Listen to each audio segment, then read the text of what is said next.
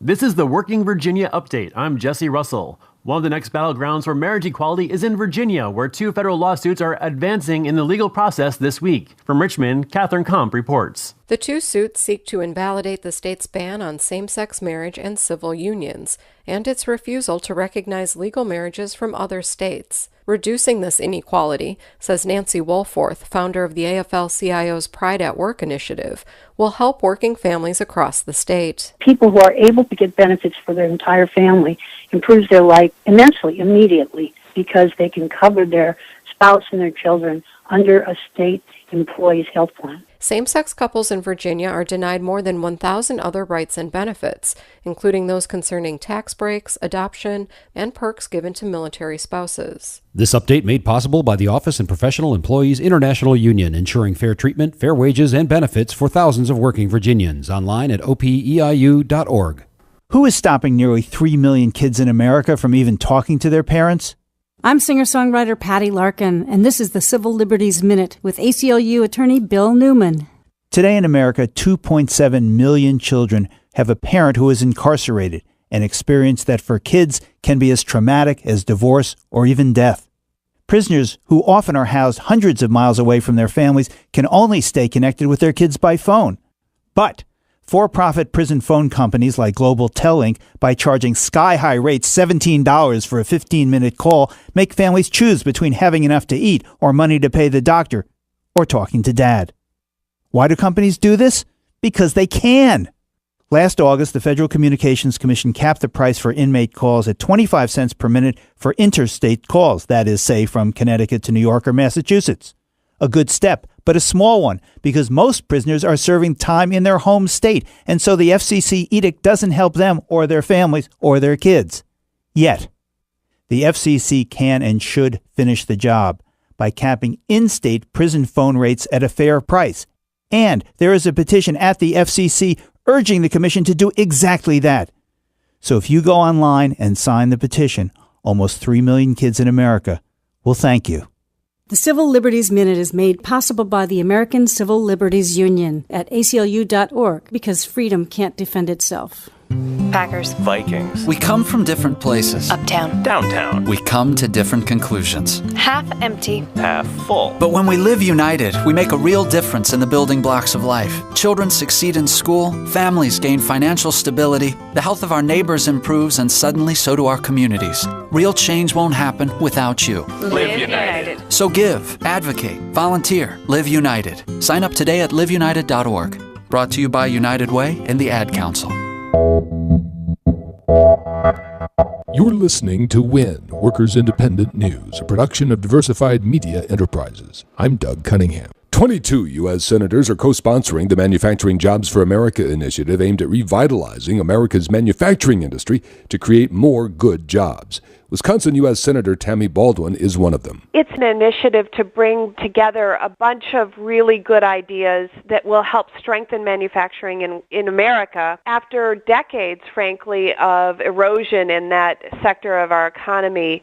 I just believe you can't have an economy built to last that doesn't involve making things. Baldwin says the initiative is a package of legislation designed to help American manufacturers grow and assist workers in getting the skills needed for the next generation of manufacturing jobs. We've come together around 4 general themes that include focusing in on the workforce and preparing a 21st century advanced manufacturing workforce, opening markets abroad, creating the conditions necessary for growth, and expanding access to capital for manufacturers who might be able to initiate operations or expand. The Manufacturing Jobs for America initiative has the support of the AFL-CIO, the National Association of Manufacturers, Ford Motor Company, the United Auto Workers, United Steelworkers, Dow, DuPont, General Electric, and the Blue-Green Alliance, among others. Verizon Wireless workers are seeking greater job protections in stalled contract negotiations. Jesse Russell reports. Verizon Wireless workers walked off the job in Southern California on Tuesday over stalled contract negotiations. The workers, represented by the Communications Workers of America Local 9400, are unhappy with a company proposal that would see employee medical costs increase. The union is also requesting that Verizon set a limit to how many non-union contractors can be used for building projects, and to also restrict the outsourcing of call center jobs. The two sides have been in negotiations for 7 months, and a federal mediator was brought to the table on Monday. Indonesia is the most recent country to see a national strike as tens of thousands of workers took to the streets on Wednesday. The workers were demanding a 50% wage increase, claiming the government has failed to accurately adjust the cost of living index. Workers' Independent News will end November 15th unless listeners step up immediately to support this broadcast. If you value this newscast, go to laborradio.org right now and hit the donate button to keep this newscast on the air. Spread the word in social media and any other way you can. Laborradio.org, hit the donate button to support us. After more than a decade, Workers' Independent News will cease to exist November 15th unless emergency efforts to raise enough money to keep going are successful. Please spread the word and do all you can to support Workers' Independent News. You've been listening to WIN, Workers' Independent News. For more information, visit laborradio.org. American citizens everywhere are demanding and supporting speedy and complete action. Broadcasting from the We Act radio studios in Washington, D.C., heard live across the nation, this is Take Action News with Karl Frisch. Many of the world's great movements of thought and action have flowed from the work of a single man. There is work to be done. The state of our economy calls for action, bold and swift, and we will act. We will take action when action is required.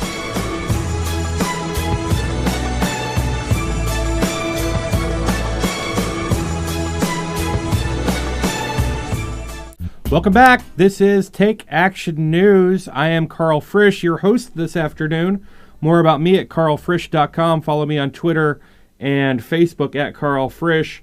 One of my favorite writers out there is Tina Dupuy. She's the editor-in-chief of thecontributor.com. And she has this great column I encourage you to read on The Contributor or on her website at tinadupuy.com. Follow her on Twitter at Tina Dupuy. We have all heard, at least in the last couple of years, about slut-shaming. It's a tactic used by those fighting to repeal the 20th century. And Tina's got this column about poor shaming. It's a must-read, especially given the circumstances that we're in, where it seems like no matter how hard we work, we just can't get ahead. Joining me from New York City this afternoon, Tina Dupuy. Hello, Tina. Tina? Karl, can you hear me? I sure can. How are you? Fantastic. I'm fantastic. It's good to hear your voice. So I've known Tina a long time, back to when we were both poor and living in Hollywood. I don't remember being filled with shame, but I certainly remember how difficult it was. I certainly didn't feel like I was lazy for not having money. Tell us about poor shaming. Well, it's a pretty easy way to go. It basically breaks down to this: you are poor because you're not good. So everybody who's rich, despite how they became wealthy, despite how many people they may have harmed in doing so, the environment, etc., broken rules, have money in the Caymans, for example, they're seen as demigods, virtuous. Right? So it is success equals morality, and therefore, and this is classic Calvinism. Therefore, people who are poor, that's really their lot in life, and it's because they're lazy, they've done something wrong, they're not smart enough, good enough, whatever, and so we shouldn't give them handouts. And in this way, we've been able to successfully really stop having government programs to help people out of poverty or to keep people in the middle class. I mean, we're not even talking about the impoverished anymore, and not even the. It's used to be the phrase used to be the working poor, but now it's the working impoverished. When McDonald's came out with their budget, their budget tool to show people who work at McDonald's how they can make a living working at McDonald's, it outlined that people need to work 60 hours a week, and if there is a child that they are trying to support, they qualify for food stamps. So, and this is without child care or any of the child expenses in the budget, by the way. Right, 2 jobs. It also said that, and the numbers were also not accurate, right? It said that electricity was like $20 a month, and healthcare was like $50 a month. Right. Oh yeah, but my favorite was healthcare. Health insurance was $20. Now I don't know about you, Carl, but I need $30 just to see a doctor, and I have health insurance. Right. So, and that's above and beyond. That's just being able to have a doctor say hi to me. Heaven forbid you should have to see a specialist too. $30. So right. So we have people who are they're sharecroppers. They're Walmart sharecroppers. They work at Walmart and have these EBT cards. I met a woman last summer who works at Walmart as a manager and is on food stamps. So she's a manager. She's management at Walmart, has worked there for several years, makes barely just like I think 25 cents above minimum wage. And she goes to her place of employment and uses her EBT card where she is a management. I think that there's nothing more degrading and demoralizing than that. But back to my column, the poor shaming, the whole idea behind poor shaming is that we haven't stigmatized misfortune enough, right? Right. So if we just make poor people feel bad about themselves enough, then maybe it'll motivate them to do better with their lives. Well, and the other thing that it does in the process is it makes people who are scraping by and surviving resent poor people, resent people that are less than them, and not blame people that are more than them. You nailed it right on the head, Carl, and they've done studies about this, and I find the data to be fascinating on this, because it's not that people think that they're the eventual rich. It's actually that they are acting out of last place aversion. So it's quite literally people fighting over the scraps and fighting amongst each other instead of demanding more from their country. And so when we talk about people, especially poor people voting against their interests because they're voting Republican, where people, the Republicans are really the ones who are the best at this poor shaming tactic. The kind of knee-jerk reaction is for us liberals to go, oh, they just think that they're going to be rich someday. When the fact of the matter is they're looking at their neighbor who might be an immigrant, who might be, getting government assistance, and they go, okay, if this person does better than I am, that means that I'm the last guy on the run. So right. That is more of a realistic fear that they're reacting to with this kind of with these tactics, and with the leaders who kind of play into that fear. Well, it manifests itself in interesting ways. I mean, there's this congressman named Mark Wayne Mullen. Mark Wayne is his first name, and it's not hyphenated. There's no space. It's just one word, Mark Wayne. It's double wide, like the trailer his mentality comes from. And he said that he basically described these two people in workout clothes who looked too healthy to be getting food stamps. Is this, I mean, it's one of the patented things that we've seen going back to the Reagan years of just demonizing people who are so poor that if they don't use government assistance, they'll go hungry. Right. Well, there's, but it's also, and it's a misunderstanding of what food stamps is. Right. When I was growing up, I was raised by the state. Like, full disclaimer, I grew up in foster care. So, like, when we talk about the nanny state, let me tell you about the nanny state. It did me just fine. Right. I was taken care of much better by the state than I would have been by my parents.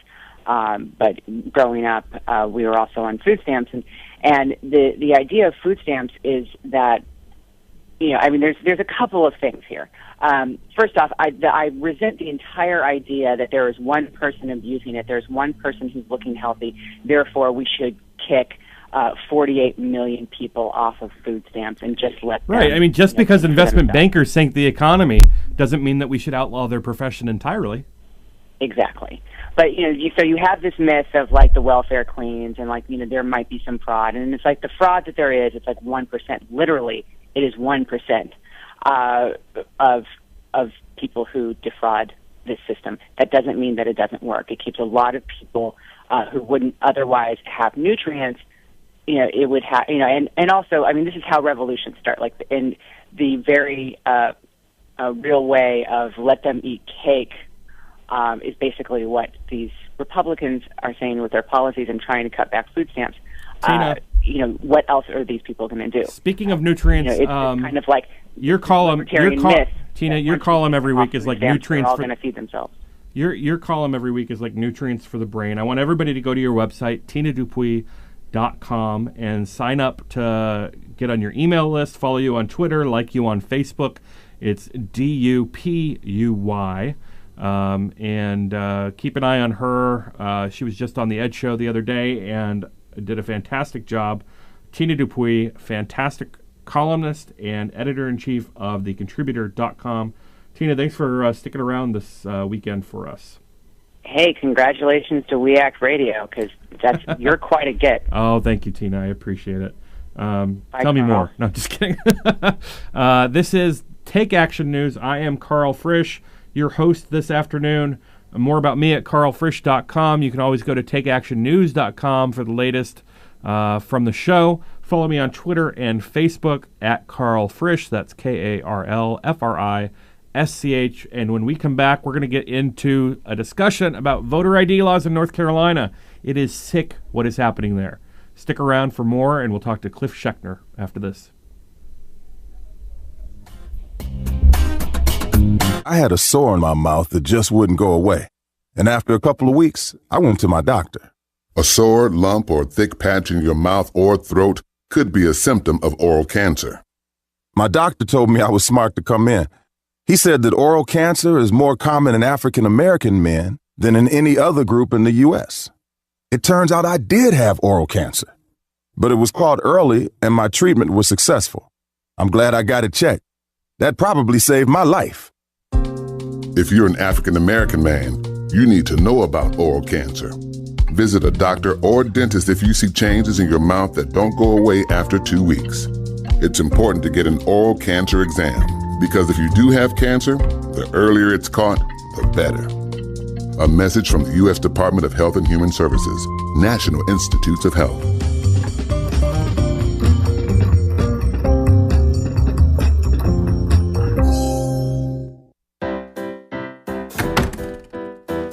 Jeff, I'm home. Hey, Mom. So, what did you do today? I noticed the dishes are still in the sink. I've been busy. Getting your taxes done like we talked about? Oh, I got my friend Dave on that. Hey, he's only charging $20. Not Dave from your high school class who graduated 3 years late. Yeah, he's good with numbers. Won our fantasy football league last year. Jeff, I can't believe you would actually take your... Kidding, Mom. I took all my paperwork over to that preparer just like you recommended. Using a paid tax preparer this year? Visit irs.gov for some do's and don'ts. Like look for a preparer who has a preparer tax ID number and signs your return. Check out their qualifications and review your tax return before you sign it. Oh, Jeff, why do you do this to me? Mom, you're just so easy. irs.gov. It's the best tax tip of all. You know, this used to be a good neighborhood. Now it's a mess. You got all these polyps running around. Stick it in the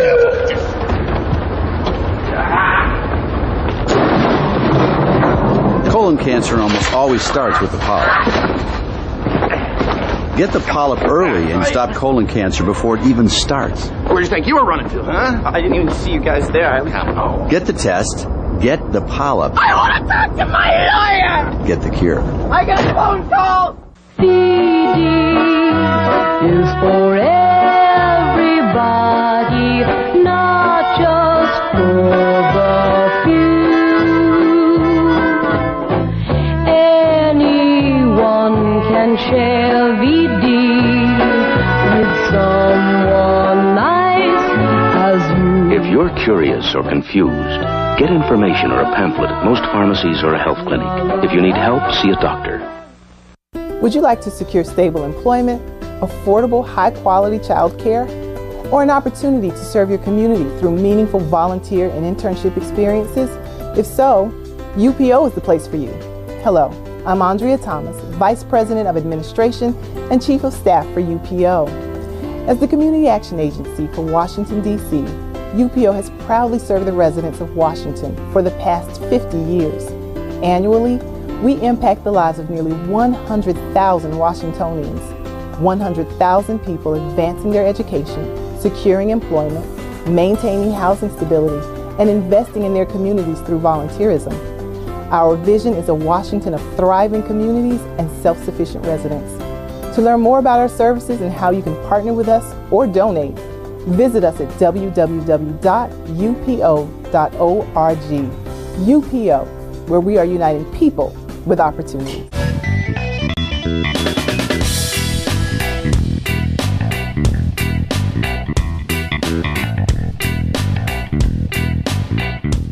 Welcome back. This is Take Action News, 20 after. I'm Karl Frisch. All afternoon. More about me at karlfrisch.com. Follow me on Twitter and Facebook and everything else at Karl Frisch. Joining me now to talk about this new book concerning the presidential campaign of Michelle Bachmann is our good friend Cliff Schechner. Cliff, thanks for joining us. My pleasure. How you doing, Karl? I'm doing great. So, as if the joy of watching Michelle Bachmann campaign for president was not grand and great enough, we now get a book from the inside. We do, and all that schadenfreude that you had watching her her campaign implode, explode, really just plode in all ways. Right. You get to relive and actually, gain some insight from Bachmanistan, which is pretty. Whether it's Bachmanistan, however you pronounce it, it's got to be one of the best names for a book of all time. And what do we learn in this book? Well, my God. I mean, a lot of things along the lines of what we've slowly been learning about, the financial chicanery going on.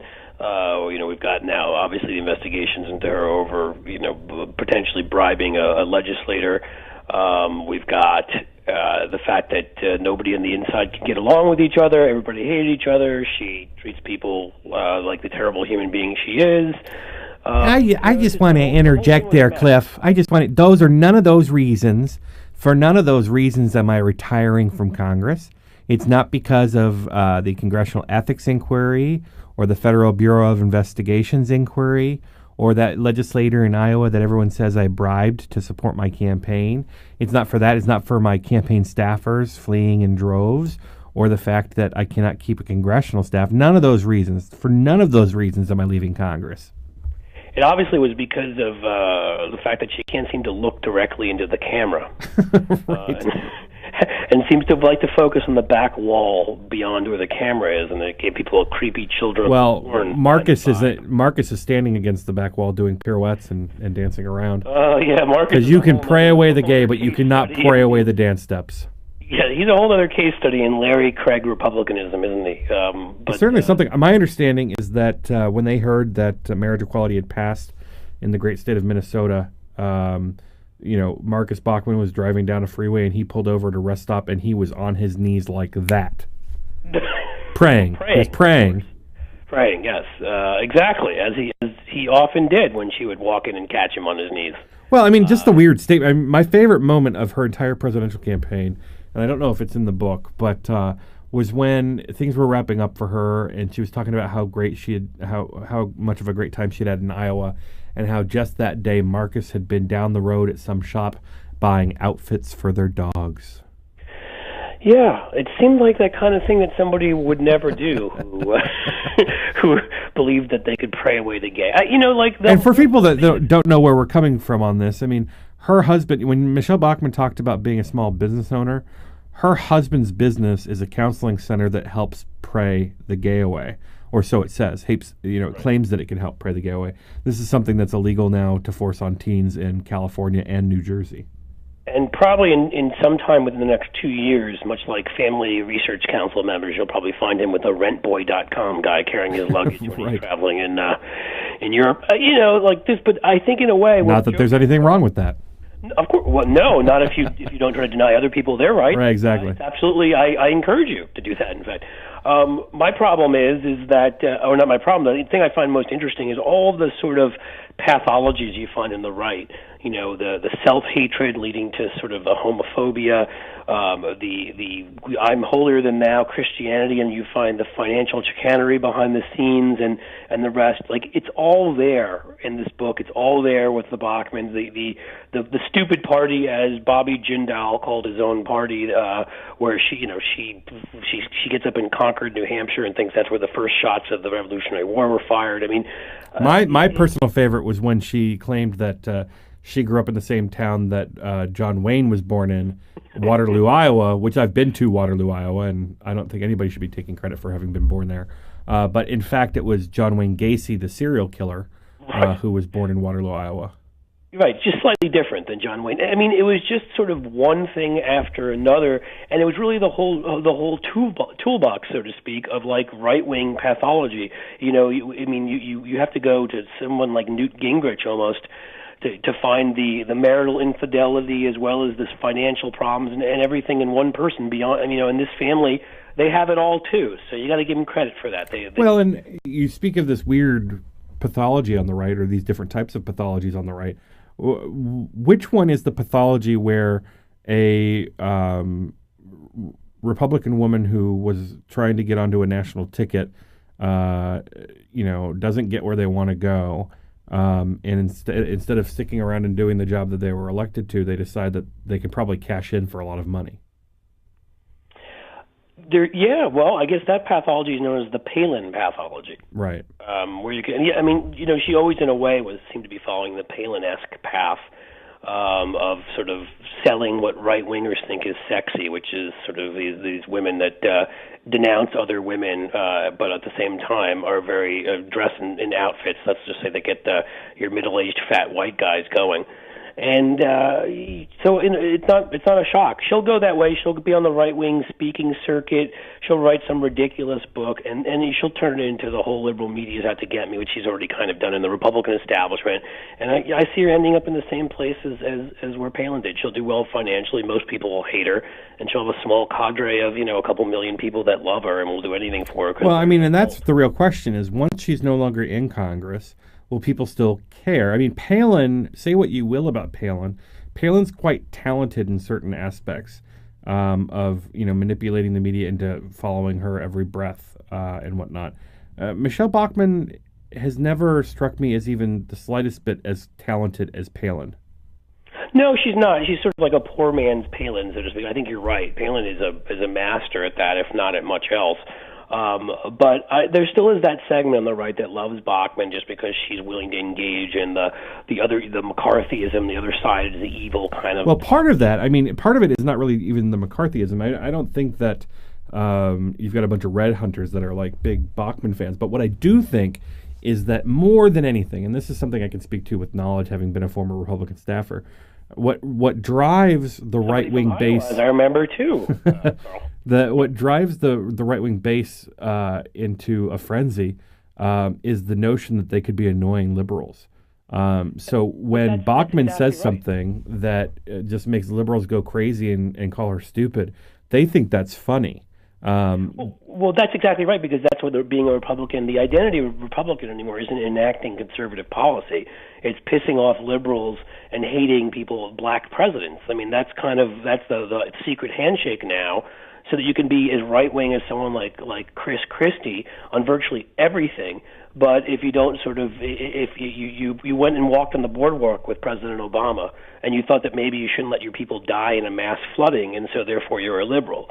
And that's the thing, is that it really all it takes to get in is hating Obama and pissing off liberals. It's more of that's where I get to the pathology part. Being on the right these days is more about, teenage angst and throwing a fit in the playground than it's about actually doing anything. Well, and that's the thing. It's like, why aren't we using that to our advantage? If we know that Republicans will do anything to make Obama look bad, or to oppose anything that he's for, and vice versa, why are we calling it climate change instead of calling it Obama's climate change, and saying that Obama's causing this and that only people opposed to Obama can stop it? Yeah, I think you're right, because a lot of us have embraced it. Originally, Obamacare was an insult. A lot of us have embraced it. I call it that all the time and say, good. And guess what? Every time one of you guys gets sick, you suddenly fall in love with Obamacare, as Republican staffers did in Mark Kirk suddenly did after he had a stroke. I mean, whenever they need something and they realize that, you know what, that bad things do happen to people in this world that are beyond their control, it's amazing how quickly they come to love the programs associated with Obamacare. But otherwise, it's just an easy thing to hate. So I like throwing that in their face. Cliff, thanks so much for joining us. Cliff Schechter, everybody. And if you want a good read, go out and get your own copy of Bachmanistan on Amazon today. Cliff, thanks for joining us. This is Take Action News. I'm Karl Frisch, and when we come back, we're going to talk about the elections taking place in New York City this coming Tuesday. Stick around.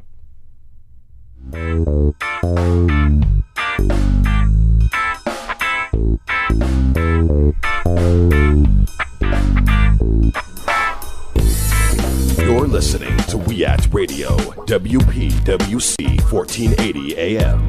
Now get out there and do something. Breast health awareness is critical for all women, particularly African Americans, because we have an increased risk of dying from breast cancer compared to women of other backgrounds. At U of M, I'm doing research here and with women in Ghana to look for an inherited link that makes African and African American women susceptible to a more aggressive type of cancer. Finding this link, I believe, will make new treatments possible. But right now, making sure that you are properly screened is our best protection. With experts like Dr. Lisa Newman, the University of Michigan Health System is a leader in cancer care. When you call our free Cancer Answer line at 800-865-1125, an oncology nurse will answer any questions you might have about the prevention, screening, and treatment of breast cancer and other forms of cancer. All calls are confidential. Call 800-865-1125 or visit uofmhealth.org/Cancer Answer line. We're working to help everyone enjoy longer, healthier lives. That's the Michigan difference. As a National Guard or Reserve member, you served your country. Now let VA serve you. I wouldn't be here today as a successful woman without the help that I received. Your VA honors your service by providing a wide range of veterans benefits. From home loans to job training, VA benefits can help with some of life's toughest challenges. What's important about VA benefits is they don't just touch you as an individual. They can touch your parents, maybe your grandparents, your child. Go to benefits.va.gov/Guard Reserve to learn more, including how to apply online using e-benefits. I just finished a master's degree recently, and now I'm working on another degree as well. So the military made that all possible. My veterans benefits made that all possible. No matter what the time is, apply for your benefits. You earn them. VA is ready to help you. Achieve your next mission. Learn about and apply for your VA benefits today. Hey, I'm Anderson Cooper. As a parent, you want to make sure that your child knows how to deal with bullying when they see it happening. And chances are they want to help, but they don't really know how.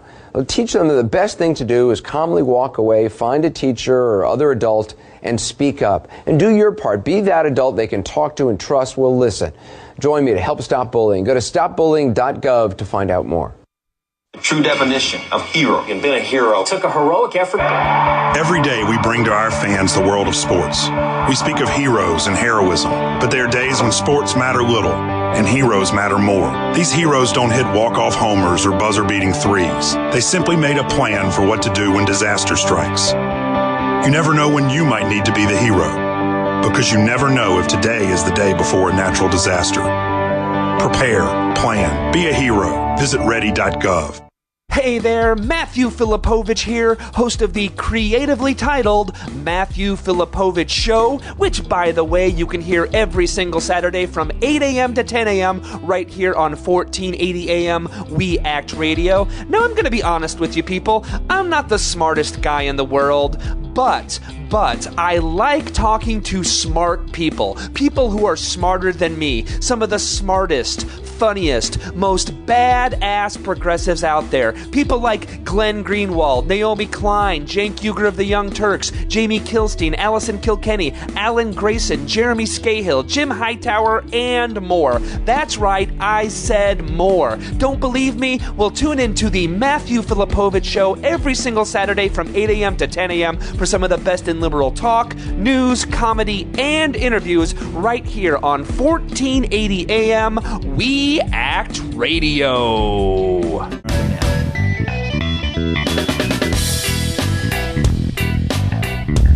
Welcome back. This is Take Action News. I'm Karl Frisch. All weekend, More about me at karlfrisch.com.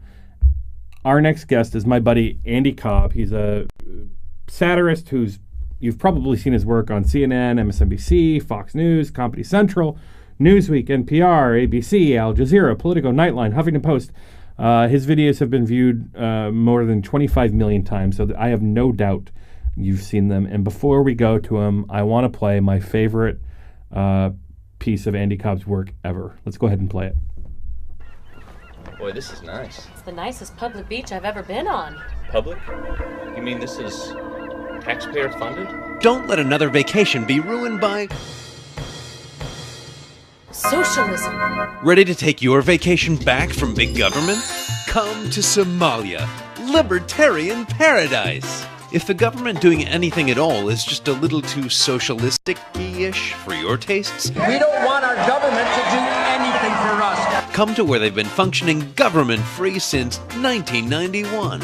You'll fly into fully deregulated Baladogli Airport and find a free market haven where the police, roads, and navy are maintained by rational self-interest and libertarian magic dust. The market's at work. I have cholera. What? Come to Somalia. Because government isn't the solution to our problems, government is the problem, and now you have cholera. Andy Cobb, thanks for joining us. Andy, are you there? Hello. Hey, so we just played one of my favorites. I don't know if you coined the term libertarian magic dust, but I use it routinely now. It's part of my vernacular.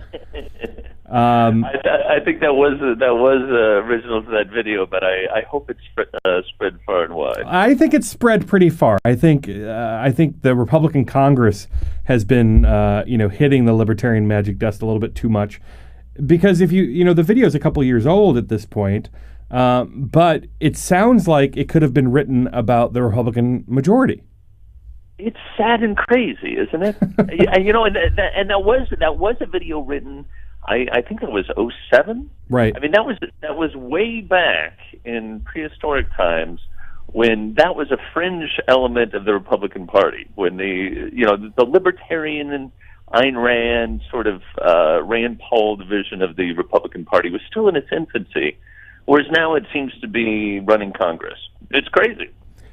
So walk us through how you come up with these ideas. I mean, you've done a lot of work, Second City and all these other outlets as well.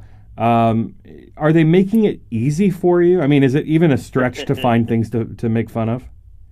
Well, if absurdity is at the heart of satire, this is what I believe the military would call a rich target environment. There's just a embarrassment of riches to be had out there.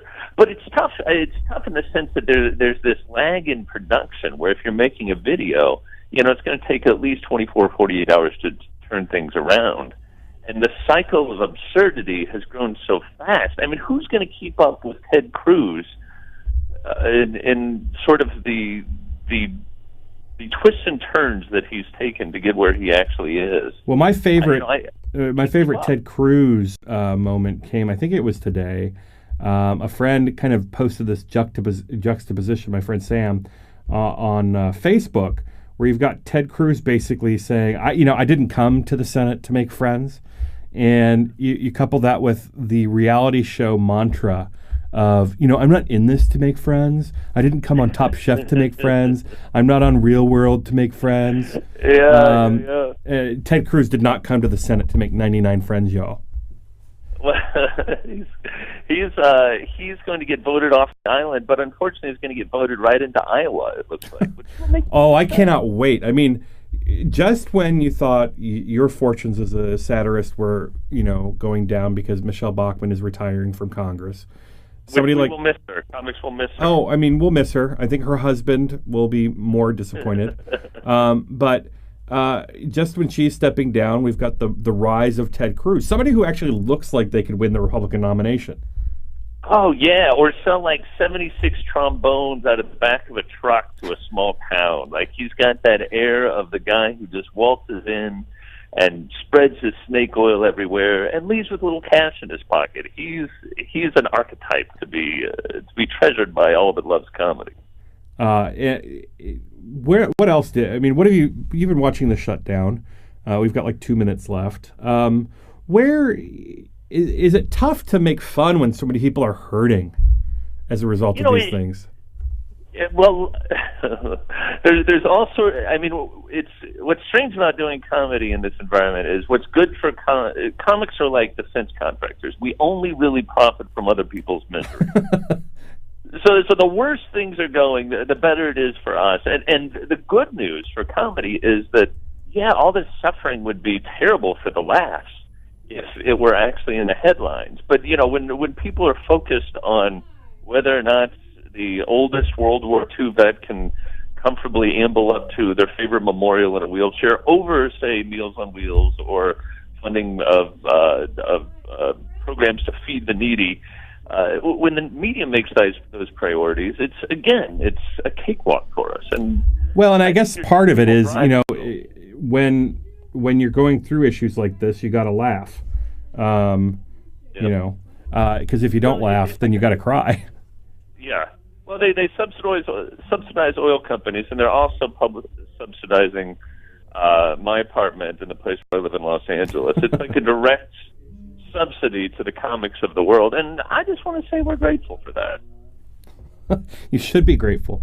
Are there other folks that you watch out there for inspiration, aside from Ted Cruz and Michelle Bachmann and Sarah Palin? I'm looking real hard at Rand Paul this coming election cycle. He is ever since he went on Maddow and wasn't able to fully endorse the Civil Rights Act, I thought, here's a guy who's going to be a lot of fun to watch. In fairness to Rand Paul, I mean, the free market would have eventually led to the freedom of African Americans, right? Oh yeah. It's done so well for them up till now. How is it going to let them down in the future?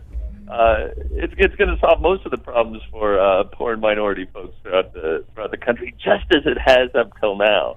We just didn't wait long enough, right? Yeah. You got to give these things time. It's got to. I believe the phrase, Karl, is trickle down. Right. So trickle down. I don't remember if it was Mississippi or what state it was that recently. Passed the laws protecting African Americans from discrimination, but shows you that you really can't wait sometimes. Andy Cobb, political satirist, good friend. Check out his work at andycobbonline.com. Andy, thanks for joining us. Always a pleasure, Karl. Alrighty. This is Take Action News. I'm Karl Frisch, and when we come back, we are going to talk with Alan Rosenblatt, Dr. Digipol. Stick around.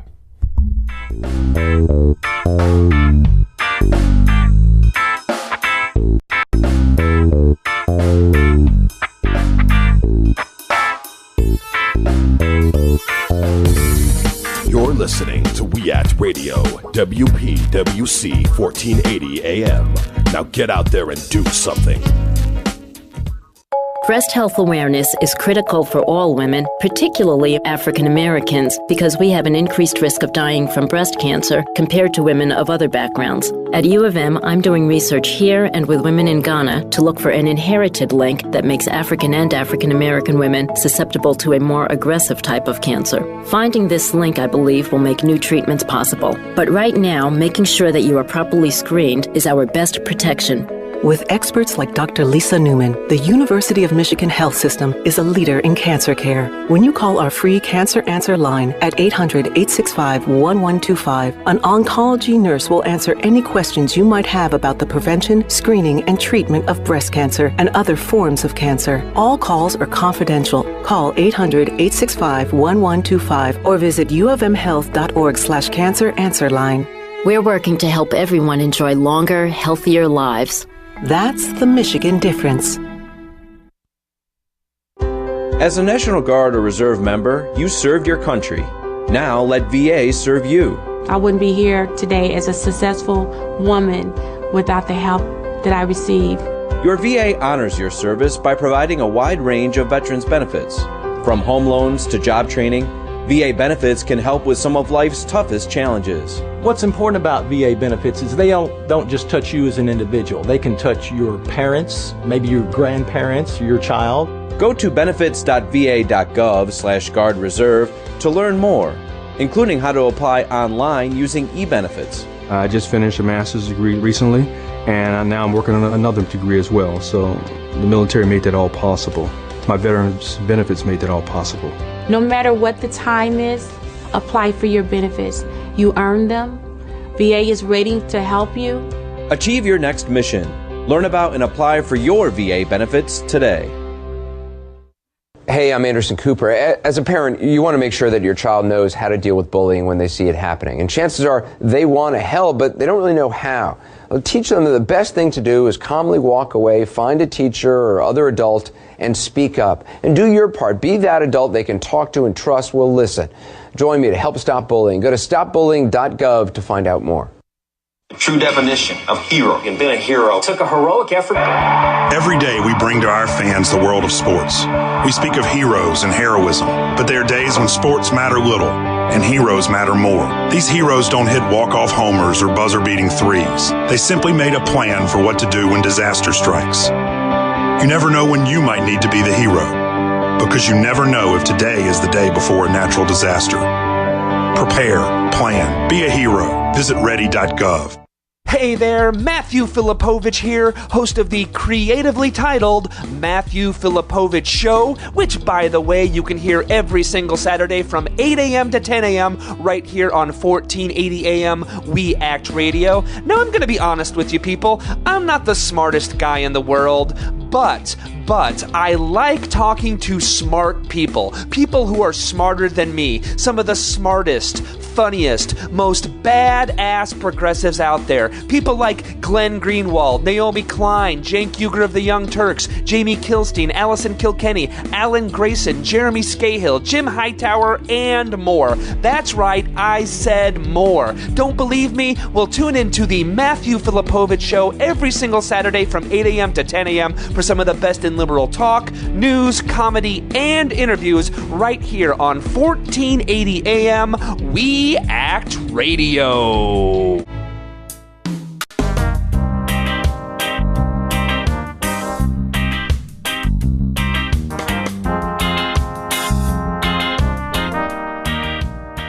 Welcome back to Take Action News. I'm Karl Frisch. More about me online at karlfrisch.com. You can also follow me on Twitter and Facebook at Karl Frisch. That's KarlFrisch.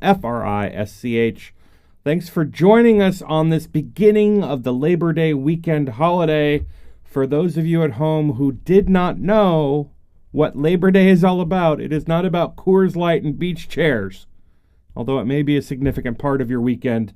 Labor Day in the United States is a federal holiday that is observed on the first Monday in September that celebrates the economic and social contributions of workers.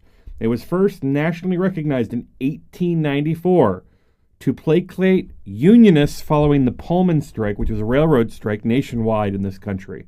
With the decline in union membership, unfortunately, the holiday is generally viewed as a time for barbecues and the end of summer vacations, but I see it for what it was at its beginning, a celebration of the American worker. And joining me to talk about the biggest story going on with the American worker today is John Nichols of The Nation.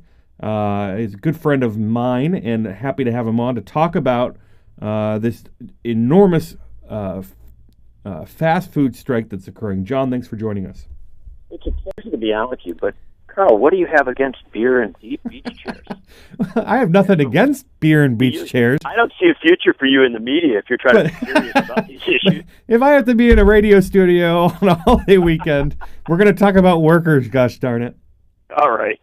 So, it's a pleasure. Tell us what's happening. I mean, my good friend Tina Dupuis tipped me off that in New York City, McDonald's, for example, they are providing people with a great deal where buy one Big Mac, get the second one free. So they'll give away free food to celebrate Labor Day, but they won't treat their workers with dignity and respect. How's that for they're charging the right price for the food. But yeah. Look, here's the bottom line. The fast food industry in the United States makes immense amounts of money on immense amounts of volume. I mean, it's not like huge profit off every burger, per se. It is, you sell a lot of them. And in a calculus like that, the workers become the essential players. It's not the food, right? It's not that Coca-Cola flows real fast no matter what.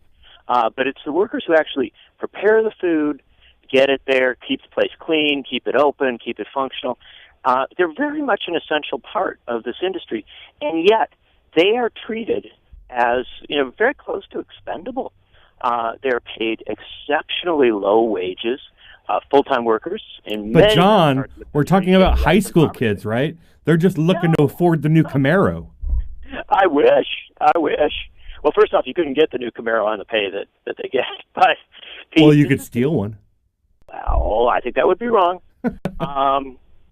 But this is the key thing. So they're earning way below poverty level, right? In places all over this country, often no benefits whatsoever, very few of the kind of classic protections you would want, and they're not kids. I mean, it wouldn't matter if they were kids, by the way. Right. You get a summer job, you ought to, you ought to make enough money to go to college. That's not cheap anymore. But the people working in fast food restaurants increasingly are adults, and they are adults with children. This is a very important thing to understand. In a stalled-out economy, we've had a little bit of growth in the last 2 years, and there's, it's not as bad as it was when Bush was finishing off and running us into a deep recession. But the fact of the matter is, we do not have a high-growth economy at this point. We're not opening up new factories and lots of new warehouses all over the country. In many parts of the United States, far from New York City, factory towns, small towns out in the Midwest, there are very few jobs. And so there are folks who maybe have 2-3 kids looking around. They've looked through those want ads for a long time. They end up working at McDonald's or Wendy's or Burger King, and they're proud to do that. Karl, there are people who, I've talked to these folks, they will put in the fullest day and work as hard and do it as honorably. They're proud to do this despite the poor shaming, and a term coined by my friend Tina, despite the poor shaming that they are subjected to. When we talk about these workers, all you hear from a lot of people in the media is if they don't like the jobs, they should go work somewhere else. They're lazy, and that's why they're in these jobs that they don't make money in, et cetera, et cetera. And yet they show up anyways. No, they not only show up, they do a good job, and they work hard. And if I can emphasize one thing, they provide an essential underpinning for the rest of the economy, because these are folks who are there early in the morning to serve that coffee and whatever else somebody might eat in the morning, late into the night. So they're actually feeding people, doing all sorts of other jobs. Beyond that, they're maintaining public health and public safety. There's so much. These people are a part of our national economy, and yet they simply are not brought into our economic life. And this is the important thing to understand. The jobs at McDonald's and Burger King and other restaurants in a lot of places in this country, and also in a lot of retail, are no longer entry-level jobs. They're not jobs that people pass through because, the Chrysler plant isn't open anymore. And so, as a result, an awful lot of these folks are trying to make do, really trying and a lot of these folks have educations. A lot of them have bachelor's degree. Oh, yeah. Well, they went and they followed they lived, as Bill Clinton used to say, they played by the rules, they worked hard, but they couldn't get ahead. And they couldn't get ahead because, and this is where we link up all the realities of Labor Day, they couldn't get ahead because we're 20 years, Karl, now 20 years into a free trade regimen that promotes deindustrialization, that ships our good industrial jobs, good warehousing jobs, all sorts of other things overseas. And so in so much of this country, these fast food jobs are the jobs. Now, if these fast food restaurants didn't make enough money to stay open if they paid workers a good wage, well, maybe you could make some kind of economic argument that it just wasn't possible. But that's not the case. Right. These are some of the most profitable companies in America, and yet many of them are still pressing hard-working moms and dads down to $7.25 an hour. Well, and in some places it's quite worse. I mean, if you take it a step beyond fast food, I mean, my mother worked as a waitress for my entire life. And in much of the country, people that serve food are paid less than minimum wage under the guise that tips will get them there, even if they don't get them there. Yeah, it's a terrible, terrible calculus. The fact of the matter is we have had this tradition. And one of the things that I did not like about I thought, by the way, first off, a lot of the coverage of the fast food strike was good. And I don't usually say that about our media. Right. But the fact of the matter is, it got a lot of attention in the business press, at local TV stations, and it's because these were large demonstrations, hundreds and hundreds of people in many communities going out. So it got good coverage. But the one thing that was missing is sort of a calculus on how you begin to address some of these challenges. And the fact of the matter is, the best way to address it is with rapid increase in the minimum wage. And we've had presidents of the United States who doubled the minimum wage. That is it's not some sort of radical concept. And we've had substantial hikes in it at different times in the past. We need that now. Well, and we're not talking about that drastic of a big move. I mean, what we're talking about maybe bringing it up just north of $10 an hour, right? Right. There's the folks who are out were saying $15 an hour. And that's a very But that's how you compromise, right? Right. Well, let me just say first off, I don't think they don't deserve $50. I think they do deserve $15, but it's a good negotiating tactic if you know that the sweet spot is somewhere between 10 and 15 to go for that. But let's begin with just the concept of the 15 and say that's a legitimate ask because that gets them, just above the poverty line if you're working full time, right? So that's why you ask for that. You don't ask for it because, I want pie in the sky. You're asking for, a full-time worker get above the poverty line. Right. But if our society isn't ready to say that we respect full-time work enough that you shouldn't be in poverty, at the very least, let's get enough of an increase in the minimum wage so that when adjusted for inflation, it's as high as it was when Dr. King went to Washington for the March on Washington. This is an important thing to understand. If our minimum wage had simply kept pace with inflation in this country from 1963 to today, it would be almost $10 an hour. Right. Instead, it's $7.25. So Congressman Miller from California, George Miller, has proposed a fair minimum wage act. It's not perfect, and he'll admit that. But what it would do is take you to around $10.10 an hour, and then it would peg the minimum wage to inflation. So once you got there, those workers would never fall back as we had inflation. And it also, for what you just brought up, which is very important, it has a whole new set of protections for people who live on tips. Raises them up to a higher proportion of the minimum wage, has more protection for people working in the restaurant industry. It's a really good bill. And the fact of the matter is it ought to be discussed as not the end goal of all these demonstrations, but something that could practically be done next Wednesday. Well, and in the short term, I hope. I don't see Congress doing much to help workers, but in the short term, it would be great to see states that have initiatives, putting initiatives on the ballot to do that with the minimum wage in their own states. But then also just put this around the necks of the Republican leadership. Make them explain every day. We can't make the chairman of McDonald's sit in a room and answer questions on our own. Members of Congress can. And if they won't do that, we should be asking the values proposition of the Republican leadership every single day. Why don't you think that McDonald's, which made, $2 billion last year, $30 billion last year? They did fine. Yeah, they did perfectly fine. Why won't they pay their workers a wage that they can afford to live off of? Well, and Karl, that's exactly right. And here's one of the great challenges we have. And don't tell me because you have to be competitive. At a certain point, you have to ask yourself, what's more important, making investors on Wall Street happy with another increase in your already huge wins, or taking care of the people that are enabling you to get there? Well, it's also, we actually have proof from a lot of these, in some of these low-wage areas, that restaurants and retailers that pay a higher wage actually are highly competitive. They do great.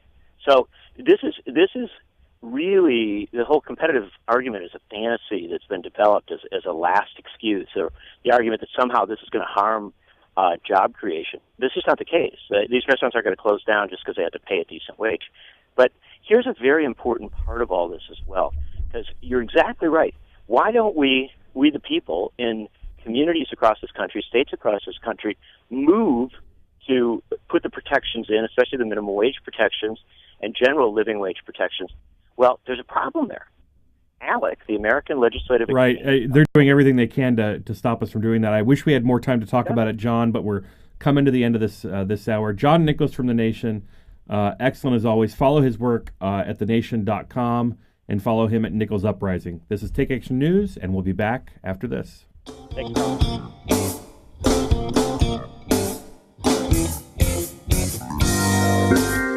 I'm Gary Johnson, former governor of New Mexico. Last year, my state became the 12th state to allow medical use of marijuana by patients who are seriously ill.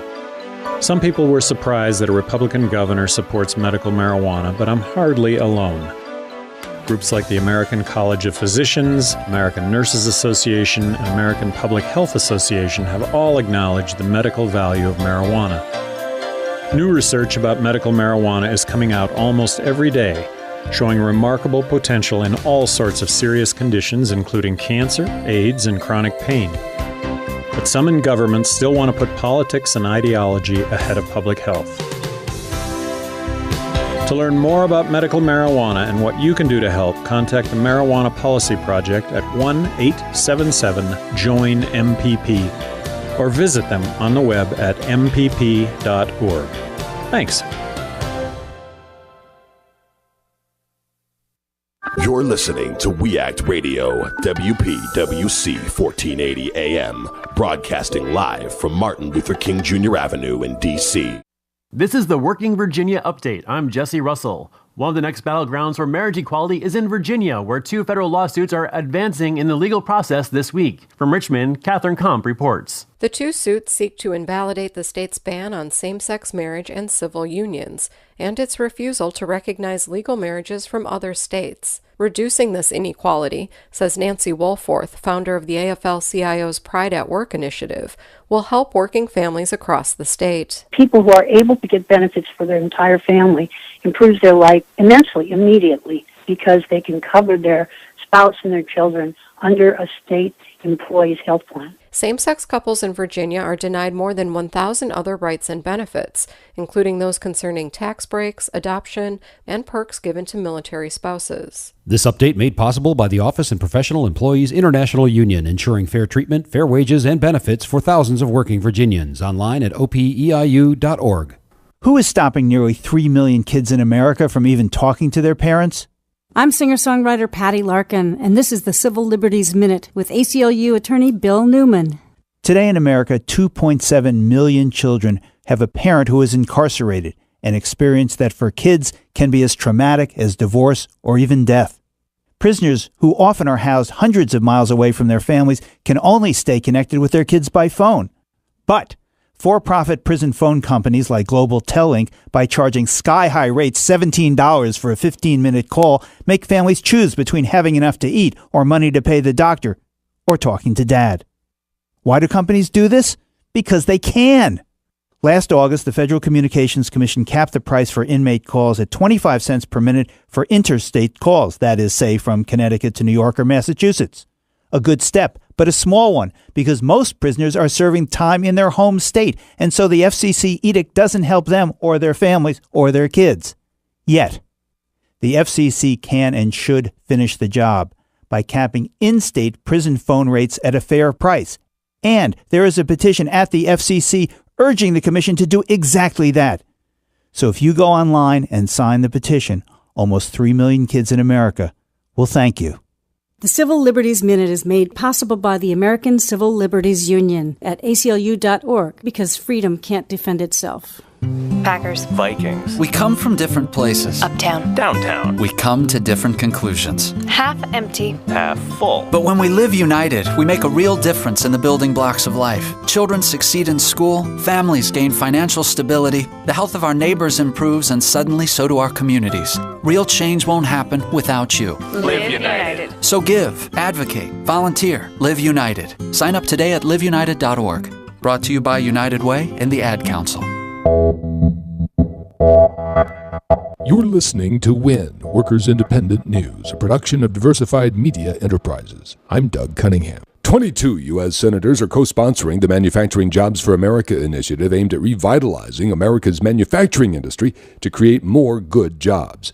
Wisconsin U.S. Senator Tammy Baldwin is one of them. It's an initiative to bring together a bunch of really good ideas that will help strengthen manufacturing in America after decades, frankly, of erosion in that sector of our economy. I just believe you can't have an economy built to last that doesn't involve making things. Baldwin says the initiative is a package of legislation designed to help American manufacturers grow and assist workers in getting the skills needed for the next generation of manufacturing jobs. We've come together around 4 general themes that include focusing in on the workforce and preparing a 21st century advanced manufacturing workforce, opening markets abroad, creating the conditions necessary for growth, and expanding access to capital for manufacturers who might be able to initiate operations or expand. The Manufacturing Jobs for America initiative has the support of the AFL-CIO, the National Association of Manufacturers, Ford Motor Company, the United Auto Workers, United Steel Workers, Dow, DuPont, General Electric, and the Blue-Green Alliance, among others. Verizon Wireless workers are seeking greater job protections in stalled contract negotiations. Jesse Russell reports. Verizon Wireless workers walked off the job in Southern California on Tuesday over stalled contract negotiations. The workers, represented by the Communications Workers of America, Local 9400, are unhappy with a company proposal that would see employee medical costs increase. The union is also requesting that Verizon set a limit to how many non-union contractors can be used for building projects, and to also restrict the outsourcing of call center jobs. The two sides have been in negotiations for 7 months, and a federal mediator was brought to the table on Monday. Indonesia is the most recent country to see a national strike as tens of thousands of workers took to the streets on Wednesday. The workers were demanding a 50% wage increase, claiming the government has failed to accurately adjust the cost of living index. Workers Independent News will end November 15th unless listeners step up immediately to support this broadcast. If you value this newscast, go to laborradio.org right now and hit the donate button to keep this newscast on the air. Spread the word in social media and any other way you can. Laborradio.org, hit the donate button to support us. After more than a decade, Workers Independent News will cease to exist November 15th unless emergency efforts to raise enough money to keep going are successful. Please spread the word and do all you can to support Workers Independent News. You've been listening to WIN, Workers Independent News. For more information, visit laborradio.org. American citizens everywhere are demanding and supporting speedy and complete action. Broadcasting from the We Act radio studios in Washington, D.C., heard live across the nation, this is Take Action News with Karl Frisch. Many of the world's great movements of thought and action have flowed from the work of a single man. There is work to be done. The state of our economy calls for action, bold and swift, and we will act. We will take action when action is required.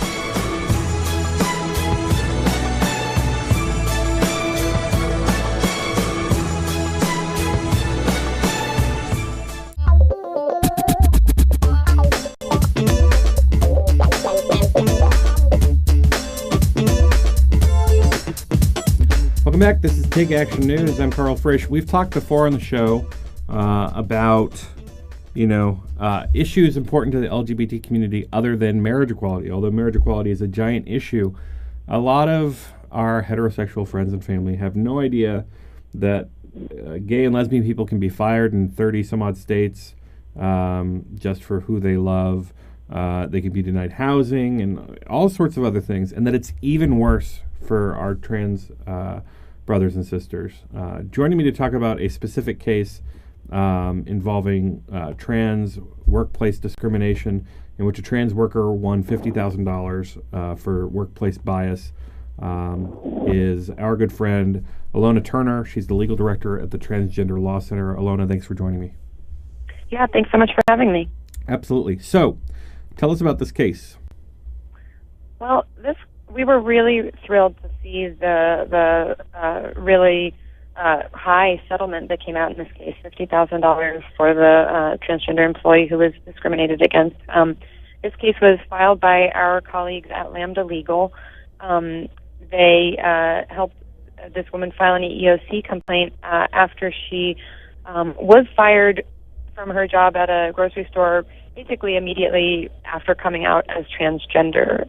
She had been living as a woman pretty much full-time outside of work, but had been hiding who she was on the job, but when she finally got up the courage to tell her employer, "This is who I am. You've been seeing me as male, but I really am a woman, and it's important that I start presenting that way at work as well."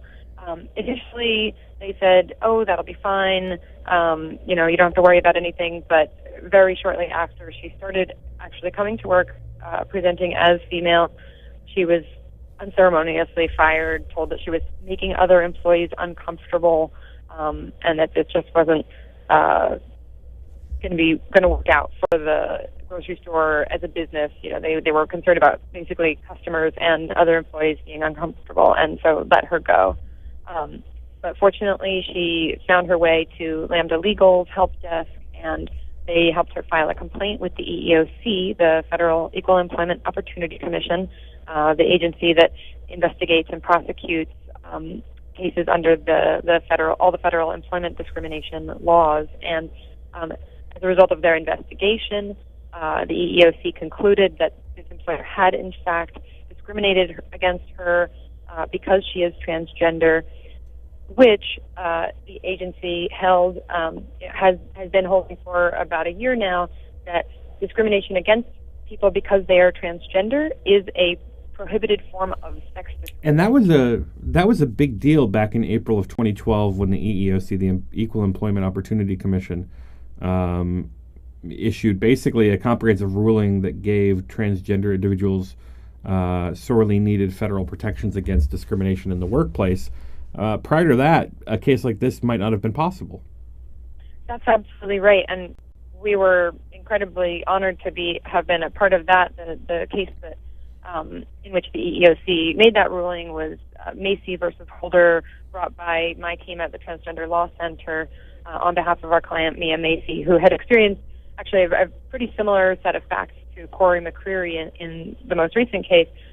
Mia had applied for a job at a federal agency, and they said she was a shoo-in, and she packed up her family and moved across the country, actually, in counting on this job coming through. But shortly before she was supposed to start work, she had been going through sort of legal and medical steps to transition from male to female, and they had offered her the job essentially when she was presenting as male, and then she called them to say, "Oh, by the way, I need to let you know I'll be starting work as a woman, as Mia," and they got back to her within a couple days and said, "Oh, sorry, actually, funding for the position has been cut.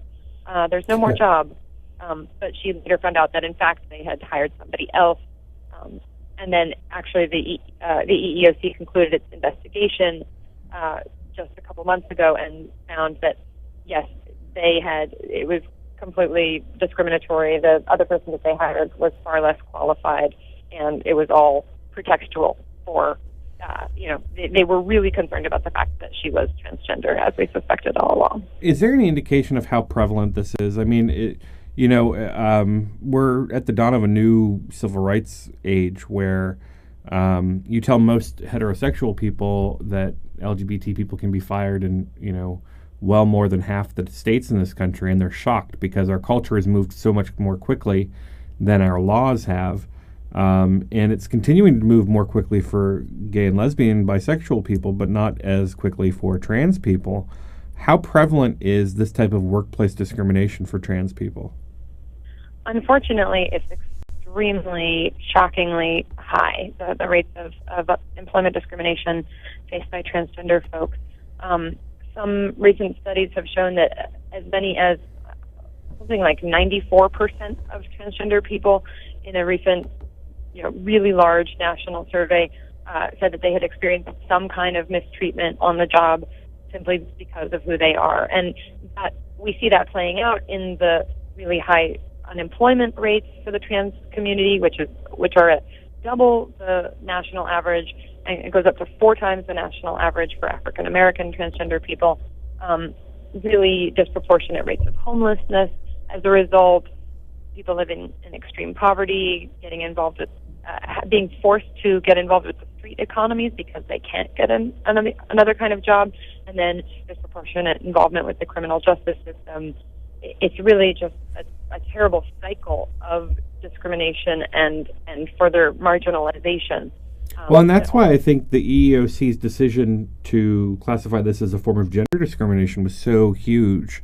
For years we've been talking about the Employment Non-Discrimination Act in Congress, and several years ago there was an effort to remove trans protections in that legislation to make it easier or more palatable to members of Congress who might not vote for it with such protections. That was thankfully abandoned. And then this kind of leapfrog situation happened with this decision, which I think is outstanding. And you're also beginning to see, more trans visibility, whether it's in shows like Orange is the New Black or a show from the year before, which I can't remember.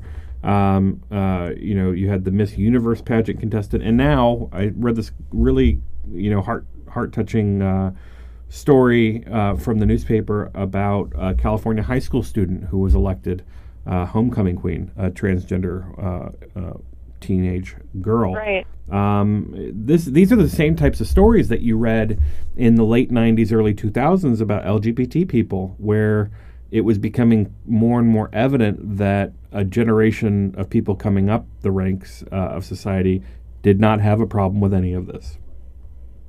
It's true. I think that in a lot of ways, the transgender rights movement is about 20 or so years behind where the lesbian and gay rights movement is in terms of, acceptance from the broader society and legal rights. But we are seeing really stunning advancements in recent years, and especially, as you mentioned, sort of leapfrogging. It is interesting and strikes some people as, ironic, certainly unusual, that in the realm of employment protections, it is the case now, thanks to the EEOC ruling and a number of federal court rulings over the last 10 years, that it is very, very well clearly established that transgender folks are protected under federal employment discrimination laws, the laws like Title VII that prohibit sex discrimination on the job. But those same laws have not been so clearly extended to people who are fired for being lesbian, gay, or bisexual. So we certainly do still need ENDA both to firm things up and make it absolutely crystal. Well, we need this to stick in a new administration, too. Sure. And, as we see these things move along, are there other cases working their way through the pipelines? There are. There are a number of cases, that we're working on as we speak. I can't share too many details about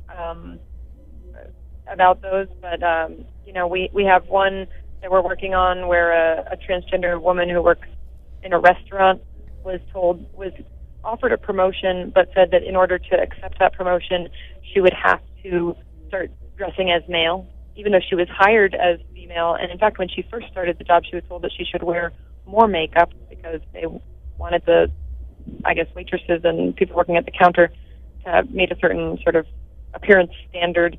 But then they said in order to be a supervisor, you have to be a man and appear as a man. So absolutely confounding sometimes when you hear about these things. Really great news, though, in this case. A great resolution there. If you're just joining us, we've been talking to our good friend from the... I've completely misplaced your organization name. Can you... Transgender Law. Thank you, the Transgender Law Center. Bay Area. That's right. And I want to thank you very much for joining us, Alona Turner. Thanks for talking with us about this important story. Yeah, thanks for bringing some attention to it. Absolutely. This is Take Action News. I'm Karl Frisch.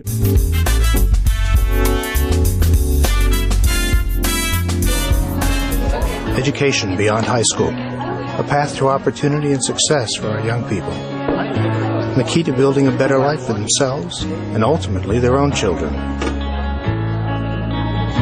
But for many, all this is only a dream, because the challenge of paying for education beyond high school seems to put this opportunity out of reach. But there is an organization that can help. Each year we award $80 billion in grants, low-interest loans, and work-study to students in colleges, trade schools, and professional schools. We are Federal Student Aid, part of the U.S. Department of Education. You can learn more by logging on to federalstudentaid.ed.gov. we may be able to help you realize your dreams. So don't get left behind.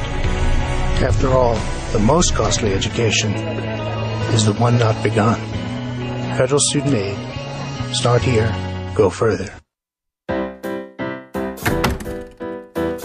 Jeff, I'm home.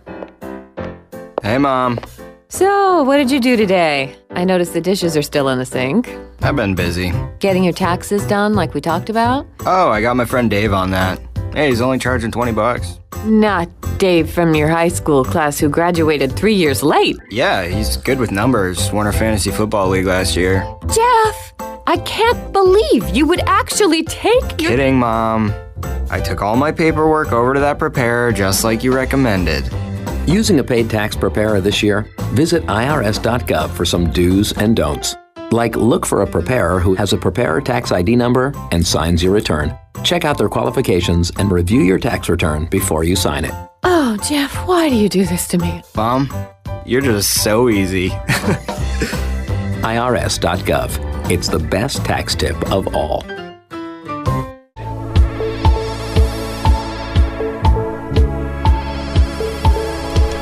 Welcome back. This is Take Action News, 47 after. As we finish up the show, I wanted to get you some news that broke at the end of the week.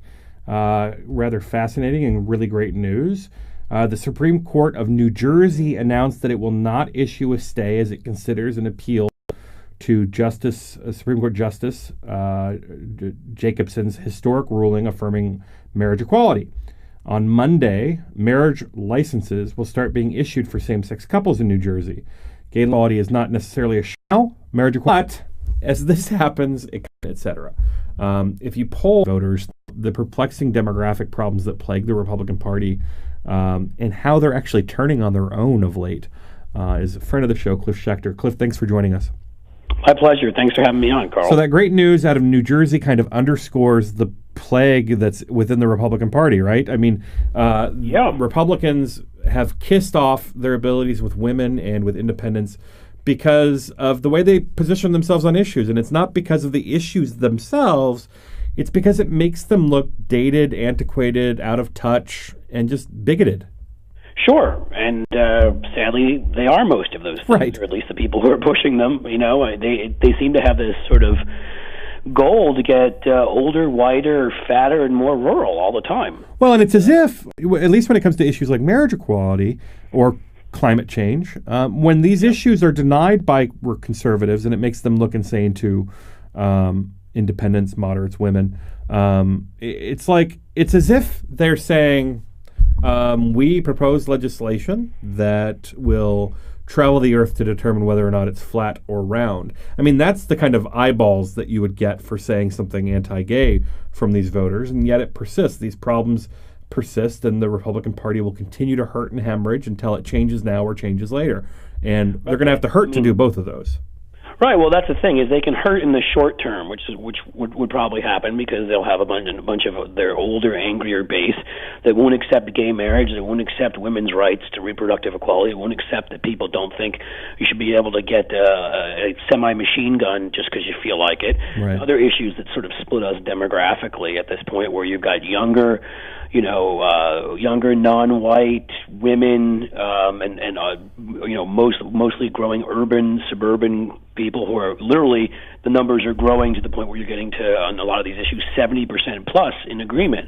So to some degree in the short term, they have to deal with their base and it would hurt, but at least they'd be looking to the long term of being a viable party. And instead, all they're doing is turning inward.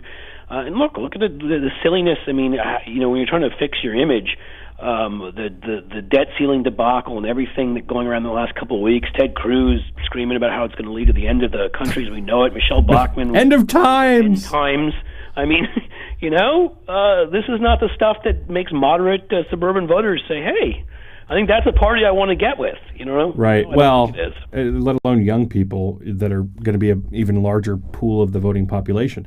So there's this great piece at Daily Kos that kind of points to the other piece of this, the other side of the coin, which is must be equally frightening for Republicans consultants as they look at numbers. So if you know that your constituency is like octogenarian, white, mostly male, Fox News viewers, You probably want to avoid targeting the things that they like about government. Yeah, you would think so. And the irony is that you've got Republicans who seem to be going out of their way to try to take a whack at Social Security and Medicare, which is a way they can actually alienate one of the last groups that likes them at this point. Old people, but they're doing it. They just, it's like they're doing everything they can to squander the institutional advantage they have in the House. They gerrymandered to a point where they should be able to hold on to the House regardless of demographic trends for a good 20 years. That's right. But it's like they're doing everything they can, tripping over themselves to screw that up. Well, and they're doing it because, it would take a wave election for them to lose the House, and now that's building. I mean, we're a year away, and that's a long time in politics, cliche. I'm not willing to say that it would happen in 2014, but I can see a scenario where we get halfway there in 2014, and with Hillary Clinton on the ballot against somebody that has to placate the Ted Cruz type base of the party, perhaps even Ted Cruz. Perhaps him, yes. She could carry Texas. She could carry... Arizona, 40 states. Yeah, a bunch of these states that are especially swing states that are trending in a Democratic direction. No, you're absolutely right, and I'm not ready to say it'll happen in 2014 yet either. But guys that are pretty careful about this stuff, that are pretty we call conservative in the old sense, not in the lunatic sense now, but in the sense of being right. Yeah. Charlie Cook and Stu Rothenberg, right? Like that are even starting to say that this could happen because when you start seeing numbers where the Democrats have a generic ballot advantage of 8 points, and it really should take around 6 points for them to be able to take back the House, you're now looking at a situation where in districts where you have a +5 Republican lead, for example, +6 Republican, advantage, they could lose. And you start looking at South Dakota, where everybody had just written that off and was like, well, our guy Tim Johnson is retiring. A former Daschle staffer is running with not out huge name recognition. They've got a former popular governor or popular governor in Mike Rounds. And a poll just came out and showed it's about a 5 or 6 point race now because Mike Rounds is being associated with the crazy party in Washington. His numbers have tanked. So if these guys have to put money into winning South Dakota, that should tell you something about where they are. Well, it'll be the umpteenth Senate elections that they failed to get the majority. And in 2016, with Hillary potentially on the ballot and with better states for us to be running for the Senate in. Think about it for a second, Karl, which is Hillary Clinton, or certainly a strong Democrat at the top who wins big, and now they've got all these guys who were elected in 2010 during a Republican wave with Koch money before Democrats decided to understand Citizens United. People like Ron Johnson in Wisconsin and Pat Toomey in Pennsylvania and Kelly Ayotte in New Hampshire, who are way too conservative for those places. And a bunch of the people I just mentioned, including Toomey and Johnson, decided to go ahead and vote to allow us keep the government shut down and explode the debt ceiling. Right. So good luck defending those votes in center-left states when the time comes. Right. Not only that, there's always the surprises, and those people could still be primaried. That's how crazy these people are. Tina Dupuy does a good job of comparing this to the Whigs. The Whigs went the way of the dodo bird because of the know-nothings in Congress, and now we've got the know-nothing, do-nothings in Congress. Well, they're right, because the Northern Whigs who thought slavery maybe was a bad idea were not pure enough for the Southern Whigs. And it seems that that's always it. It's always the Southern right-wingers. Nobody can be pure enough for them, so they kill themselves over and over again. Sort of a recurring theme in U.S. history. And this preoccupation that the right seems to have with not being conservative enough. It's funny that the folks that they always identify as being the touchstones, they're not even conservative enough. They're all Southern, with the exception of a very few. Right. Well, now look, Mitch McConnell's not Southern, not conservative enough now. Thad Cochran, they just announced that 3 of these crazy groups like DeMint's former group, the Senate Conservatives Fund, and some of these other ones are going to support somebody running against Cochran, in as if he who votes right wing on virtually everything isn't right wing enough because he didn't vote to blow up the economy. They keep moving the baseline on how pure you have to be. Already you had to hate Obama, think he was from Kenya, believe that supply side economics works, global warming isn't happening, gays are evil, guns are the best thing in the world, and the rest. But now it's moved over further too. If you're not willing to blow up your own economy to sort of stick your tongue out at the other side, then you're not pure enough.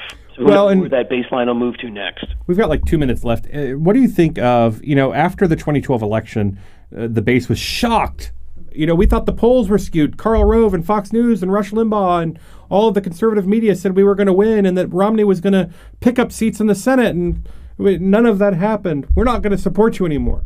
And now we've told, they were told for the last, 6 months, we're going to repeal Obamacare, and we can do it. We can repeal or defund Obamacare. And they got nothing out of the shutdown. When do they stop giving money to these people? Well, never. That's kind of the sad thing, or it depends who you're talking about. If you're talking about the rich sort of Wall Street side, they've already gotten pissed now and threatened their own party, and we'll have to see if they actually do what they say they're going to do. But, a lot of those guys could have lost a lot of money had this thing not gone down the way it did and had we gone over the debt ceiling. And so maybe some of them will be pissed. Certainly I've heard of, against old cantaloupe calves, Steve King, they're supporting a more sort of Chamber of Commerce type in a primary. They're talking about doing that in other places. So maybe they will try to reassert themselves that way. But in terms of the small donors, this is all just a con. They're going to keep giving money. The Tea Party, the types of the Tea Party makes all of their money off that. Sarah Palin gets rich off of these dupes with the same people that get these emails, that I've got money for you in a Nigerian bank or I've got a cure for cancer. I mean, sadly, this is the least educated segment of our society who gets fooled very easily. They believe what they hear from Fox News and Rush Limbaugh. They bought their survival seeds and their gold and everything else. And they can't afford it, but they're going to keep giving $10 a month or $50 a month or whatever they can afford so that Sarah Palin, and I'm sure in a few years from now, Ted Cruz, when he gets his own radio show or TV show on Fox, can be rich at their expense while they remain poor and angry. And it's a shame, really. It really is. Well, at some point we need to stop asking what's the matter with Kansas and say what's the matter with, Republicans in this country. Because they must see this happening. I mean, Michelle Bachmann is leaving for scandal just like Palin did, and she's going to make a fortune doing it. Oh, I mean, look at the Huckabee model. Well, I mean, the Huckabee model is a good example. He's made a killing. He keeps flirting with running for president. He's never going to do it. Cliff Schechter, we'll get back into these crazy Republicans at some other point, but it's been a good week of the show. Cliff, thanks for joining us. Thanks a lot, Karl. All right, this is Take Action News. Say you want to go to college. Yay! A Big Ten college. But you don't want to feel like part of the, Is there an answer for you? Of course, Indiana University East. Go Red Wolves! Indiana University East. You'll get the quality of a Big Ten education in a small college setting. IU East offers more than 50 fields of study, from accounting to political science, taught by internationally recognized faculty with an average of 18 students per class. So it's not, student number 95A-6273, please report to. It's more like, hey, John, welcome to class. Best of all, you'll graduate with one of the most respected degrees anywhere, a degree from IU. Don't wait. Go to iue.edu or call 800-959-EAST to arrange a visit to Indiana University East. IU. Focused on you. I had a sore in my mouth that just wouldn't go away. Education beyond high school. A path to opportunity and success for our young people. The key to building a better life for themselves and ultimately their own children. But for many, all this is only a dream. Because the challenge of paying for education beyond high school seems to put this opportunity out of reach. But there is an organization that can help. Each year we award $80 billion in grants, low-interest loans, and work study to students in colleges, trade schools, and professional schools. We are Federal Student Aid, part of the U.S. Department of Education. You can learn more by logging on to federalstudentaid.ed.gov. We may be able to help you realize your dreams, so don't get left behind. After all, the most costly education is the one not begun. Federal Student Aid. Start here, go further. Take Action News is proud to be sponsored by Healthcare for America Now. HCAN is a national coalition of more than 1,000 groups in 50 states, representing 30 million people. HCAN works to promote, defend, implement, and improve the Affordable Care Act at both the state and federal levels. They also try to protect Medicare and Medicaid, increase corporate accountability, and confront forces that seek to take away critical services. HCAN believes in creating jobs, not cutting programs people depend on. HCAN runs comprehensive issue campaigns that mobilize people at the grassroots and define the public debate. HCAN is fighting to protect, implement, and improve the new health care law through national and state-based legislative and regulatory campaigns built on grassroots action, public education, communications, policy analysis, and groundbreaking research. HCAN has become a respected voice and national leader on healthcare while continuing to focus on aggressive field activity. Support HCAN, Healthcare for America Now.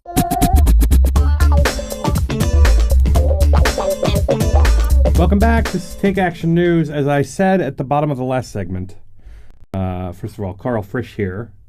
As I said at the bottom of the last segment, this segment would be about the right-wing federal judge with the gay porn past. And I should say, allegedly a gay porn past. Because it's the work of one investigative journalist that is digging into this story, and it seems like there's new developments every few days. And we've been trying hard to get him on the show, and I'm so happy that we can talk to him now. Roger Schuler, an investigative reporter, his website, legalschnauzer.com. You should go check it out. Really great stuff. Roger, thanks for joining us. Sounds good, Karl. Good to visit with you. All right. So I, like many people, first became aware of this story when you reported under the headline, "Nude photographs of federal judge Bill Pryor appeared in the 1990s on a gay pornography site," that site being badpuppy.com.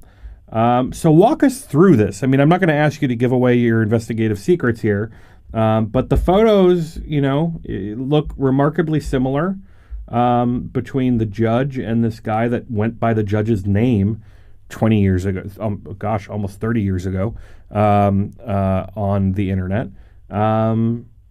Walk us through this story. Well, I got wind of it, Karl, probably about 4 to 6 months ago, and I live in Birmingham, and I have a background in journalism. I have a degree in journalism and worked in newspapers for 11 years, and then I was an editor at the University of Alabama at Birmingham here for almost 20 years. And so I have a background in reporting and investigating stories, and have a number of sources that I've developed. My blog, Legal Schnauzer, started in the spring of 2007, and you develop a lot of sources over that period of time. And when I got wind of this, I checked with a few key people, and they referred me to some individuals who had been with the Alabama Bureau of Investigation in 1997 when these photos showed up at badpuppy.com. And so just kind of a classic case of journalistic digging. I found two key people who were directly involved in investigating the photos when they came to their attention, and then I actually got a copy of one of the photos. Now, my sources say there are actually about 8 or 9 in all that appeared at this gallery. But I'm working on obtaining the others, but we do have the one photo, and as you say, it has the name Bill Pryor, and our sources said that my sources said that they traced it back in '97 to a photographer in Monroe, Louisiana, which is where Pryor went to college, what was then called Northeast Louisiana, mm-hmm. and it's now the University of Louisiana Monroe. And that appears to be where the photos originated. Oh, these are all just coincidences, and they look similar too. Right. I wrote about this just the other day. The young Bill Pryor, very clearly has what's called strabismus, a misalignment of the eyes, or cross-eyed, people typically call it, and the judge, Bill Pryor, appears to have that condition too. And it's for people that don't know. If you're looking at somebody with this condition straight on, it'll look like the color and the pupil of the eye are slightly out of place compared to the other eye. Right, and it can change from one eye to the other. I've learned a lot about that condition just from working on this story. But surely it's probably very common, to the point at which two guys having this condition that both have the name Bill Pryor and look similar, and the photographer having lived in the same town that Bill Pryor, the judge, went to college. All of this could be just one big coincidence because this condition is so common. Well, officially it occurs in 3 to 4% of the Caucasian population in the U.S., but that's including infants. In the adult population, it's probably in the 1 to 2% range. So I just know I've come across two people in my life that have that, and I don't know if I'm typical or not, but I don't know that it really is, if you call it a rare condition. But there you go with those numbers. I mean, as we know, liberals, love to use numbers. Numbers have a liberal bias, just like the media. Right. So you report this story. I assume you went to the judge for comment. What was his response? Well, I did. I contacted him via email before I ever published it, and let him know what my research had turned up, and asked him for an interview. And his response was that I think the allegations are not true or something. That's the only thing I'm going to say to you. Please don't contact me again. And I did contact him again because his answer made no sense. I said, these are photos. They're not allegations. Right. And then his next response was, well, that's not me, and don't contact me again. And so, and then a reporter named Andrew Craig from Washington, D.C. also contacted him, and he had a young woman who's a former law clerk of his and now works at a law firm in D.C. just issue a press statement, I guess you'd call it. But he's not taking questions on it. I followed up with questions about the strabismus issue and asked, if he is a public official with paid by taxpayer funds, and have you ever been treated for this condition? Can we have copies of your medical records related to eye care and so forth? And he hasn't responded at all to that. So. Well, and I wouldn't even be talking to you right now if this was just about some judge that was in pornography at some point. But it's not just about that. This is about hypocrisy, and that's an important issue to me. This judge, Bill Pryor, folks can Google him or go to your website, legalschnauzer.com. This judge is virulently anti-gay and homophobic, and that's a problem for me. Well, that's where it really comes in. He's not only anti-gay, he's just about as right-wing as you can get in all of his public statements, and whether it's he did a brief when he really had no business doing it on the sodomy law case in Texas. It came out at his Senate confirmation hearings that he and his wife, they have two daughters, postponed or rescheduled a trip to Disney World in Florida when they discovered that it was on the same weekend as, I think it's called Gay Days down there. And then on just all, I think, prayer in school. Well, so we know he's extremely conservative. And one of the things that I found interesting in your piece, people know the story of Don Siegelman, the former governor of Alabama. And oddly enough, Bill Pryor seems to have a pretty important role in the governor being behind bars these days. Oh, the critical role. The Pryor was appointed Attorney General in 1997. In early, I think January or February of 1997, and these photographs came not to public attention, but came to the attention of ABI officials in September of that year. And then Don Siegelman was elected governor in '98, and almost the minute he sat down in his chair at the governor's office, he was investigated by Bill Pryor. And that's really, it started as a state investigation under the Attorney General of Alabama, and it morphed into a federal investigation. And Pryor, when he went on to be elected as Attorney General, his campaign manager was a fellow named Karl Rove. Right. I'm sure your listeners have heard of. And so, yes, I mean, Bill Pryor, if you had to point to one single person, aside maybe from Rove, who's responsible for the Siegelman case, it probably would be Bill Pryor. Coincidental. It's absolutely insane, these tentacles that all kind of fit together. And, when you refuse to talk, Judge Pryor, that's when conclusions get drawn. I think he should sit down with you and answer these questions. That's the only way to get to the bottom of this. If it's not him, then he can prove it's not him. And I tell you what, this is going to be an ongoing problem as we move forward technologically. Young people today, I bet the genitalia of every high school student in the country has been exposed over the internet. because of things like Snapchat and other things. And this is going to be a big problem for future politicians across the country. So it's all the more troubling for right now when it happens because it's so rare. But when a right-wing politician who's anti-gay shows this kind of hypocrisy by potentially posing in gay pornographic photos, it raises a lot of questions, and he should be answering them. He does, and there's a very easy way for him to deal with this story, in my view, as you were saying, Karl. Just grant the interview and gather up some family photos from that general era when he was in college, and say, "Here's what I look like, and I'm not that guy." And, right. But he hasn't done that, and well, and I think a reasonable person can conclude that because he is that guy. Well, a reasonable person should be reading your website, legalschnauzer.com. Roger Schuler, investigative reporter at that website, Legal Schnauzer. You can follow this story and more of Roger's reporting there. Also follow Roger on Twitter at Roger Schuler. This is Take Action News, and we'll be back in just a bit.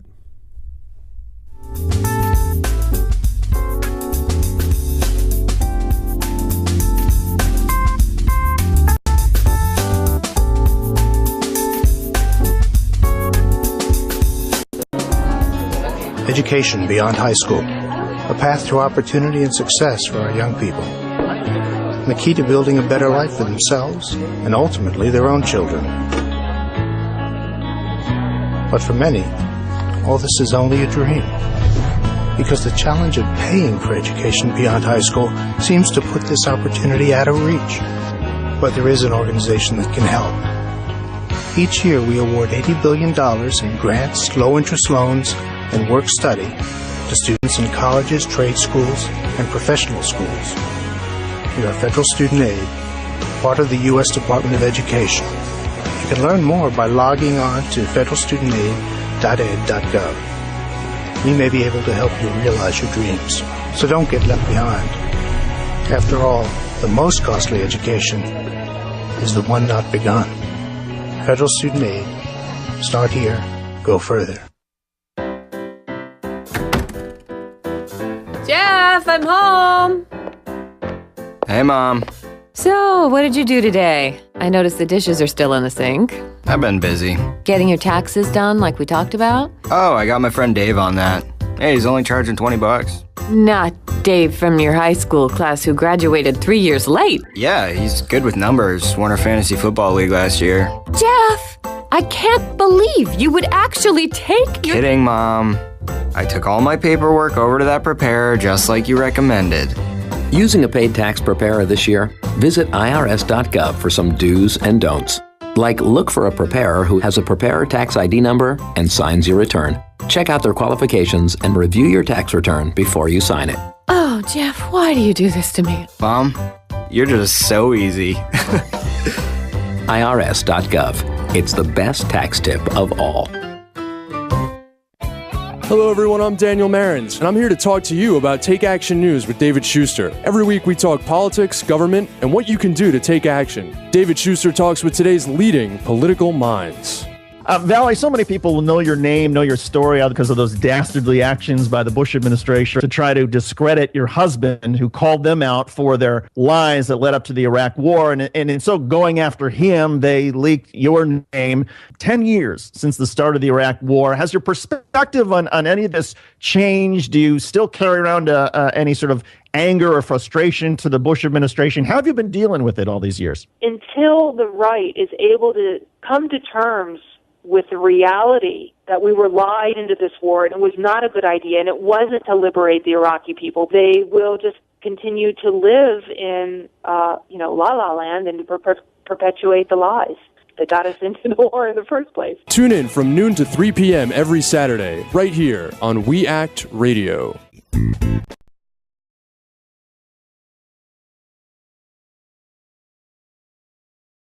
Take Action News. If you've been following politics at all over the last just over a year, one thing is the constant refrain from the right.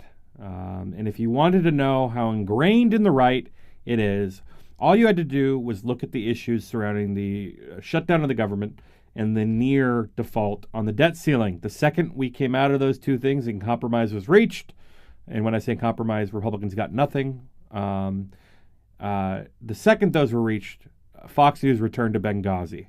And in a great new ebook that you have to purchase, David Brock and Ari Rabenhoft, along with the researchers of Media Matters for America, delve into the Benghazi hoax to find the truth behind the right-wing lies. Joining us now to talk about this great new ebook that you can pick up on Amazon.com and other places is Ari Rabenhoft. Ari, thanks for joining us. Hey, Karl, thanks for having me. And absolutely. On taking over Take Action News. I appreciate it, Ari. And I know that you've been hosting on SiriusXM The Agenda for quite some time now, and you get those phone calls from the truckers, just like every other progressive radio host out there, that no matter what you say, the response is Benghazi. It's like Pavlov's dog at this point. I mean, yeah, I would say actually the truckers tend to know the truth about Benghazi because they've been listening to SiriusXM Progress for long enough that they do. It's the random right-wing caller surfing the channels who hears the word Benghazi, thinks it's going to be about how Barack Obama should be impeached, and when they don't hear that, freak out and start screaming Benghazi repeatedly over and over and over again. But before we continue, where can folks buy the book just so they can go there right now and start downloading it? Right now, Amazon.com, Benghazi Hoax. It should be up on the other ones soon. It just, I don't quite understand the digital book stuff, but the other places take time. All right, so what's the response been? I saw one story from the New York Times about Fox News not having any comments. Surprise, surprise. What's the reception been like for the book thus far? Look, we've been in the top 20 nonfiction books on Amazon overall for Kindle since we launched it. We've been the number one bestseller in a number of categories. It's always nice to look on Amazon and see that number one bestseller tag next to a book. We've been in the top 200 books overall, fiction or nonfiction, on the site. So it's selling pretty well because I think progressives are tired of being on the defense here. And what I've been telling people is that they should use this book as kind of like their primary research material on how to talk about Benghazi when their right-wing relatives come to them over the holidays and say, Benghazi, Benghazi, Benghazi, pass the stuffing. Yeah, really, because the story doesn't change. So Thanksgiving's coming up. You're going to be around the table, and I don't have a crazy conservative uncle, but I have a crazy conservative family. so your family, Karl, they're going to say, would you like some cranberry sauce and a helping of Benghazi? Right. And they're going to say, you know what goes great with turkey? Benghazi. What's the biggest myth about the Benghazi issue that folks should know the answer to? I don't know biggest, but most disgusting is the general idea that Hillary Clinton and Barack Obama left our boys and our men to die in Benghazi. It's something you hear over and over and over again, and it's just not true. And there are a number of different elements to that myth. First of all, the idea that a stand-down order was given. Well, we can contradict that with an easy piece of evidence, and you'll find that evidence in footnote 177 of the Benghazi hoax, because there are like 200 footnotes, and at 99 cents, that means you're paying half a penny a footnote, which you can't really get that deal anywhere. And these are not right-wing footnotes, by the way. When you actually look up the stories, they bolster and back up the claims made in the book. They're either primary sources or, like when we link to Media Matters, we link to Media Matters only because there's video that we're specifically pointing to, not because we're citing ourselves. Right. We're citing essentially 90% as primary sources or primary sources of information or sources of information from a non-biased party. So if you look at the stand-down order, you'll notice the Republican chairman of the House committees that were investigating Benghazi, including Darrell Issa, released a statement saying there was no stand-down order. So I can't contradict it better myself. They say there was no stand-down order. There was no stand-down order. The idea that there was some ability to rescue these guys that wasn't carried out is false. We go through all the reasons why. We look at, there was a C-130 here, there was a SEAL team here. We go through all of that. But essentially what the book is, it's a story. It's a story about how the right wing converted tragedy into scandal. And that's what this book's about. Well, and the one thing that I get whenever I tweet or comment about Benghazi is, oh, you're making 4 people died. There's no hoax. 4 people died. And my response simply is read the book, because what you'll find out is that, yes, 4 people died, and those 4 people are being used as political punching bags to make right-wing political points. Right, and that's the point. The Benghazi hoax isn't that 4 people died. That's a tragedy, right? That's incredibly sad. And, I have friends in D.C., very close friends, who were friends with Chris Stevens, right, who personally were impacted by his death. That's not a hoax. The hoax is taking his death and converting it into political scandal. Absolutely. And so it's an ebook, which means that folks can download it and read it on any player. This is like the next step. I mean, all my books are going to be on a Kindle at some point. But what I like about it is that it's ascertainable. Like I can finish the thing in a sitting. It's 100 pages, and the chapters are short. So let's say you like to read your books in a place where you don't want to be for a long time with short chapters. It fits that. Well, and the good thing about that is that it's not so dense that you'll get lost in the explanation. I know from experience with my conservative friends and family that you have to keep it really simple if they're going to take it. Yeah, I mean, look, it's a story. It's a story about how to perpetuate a hoax on the American people. And we're very clear about who did this. We put them, the first page you get when you open up the ebook in the file is a list of the hoaxsters. So the Benghazi hoaxsters. It's like being an Obama truther. So who are the biggest hoaxsters? Well, I mean, first off, you give the grand prize to Darrell Issa, right? Right. Then you go to like the original, the let's call him the OG of the Benghazi scandal, Mitt Romney, who really began who really started it, the hoax during his campaign by issuing a widely condemned press release. So you have Mitt Romney and that mess of a press conference.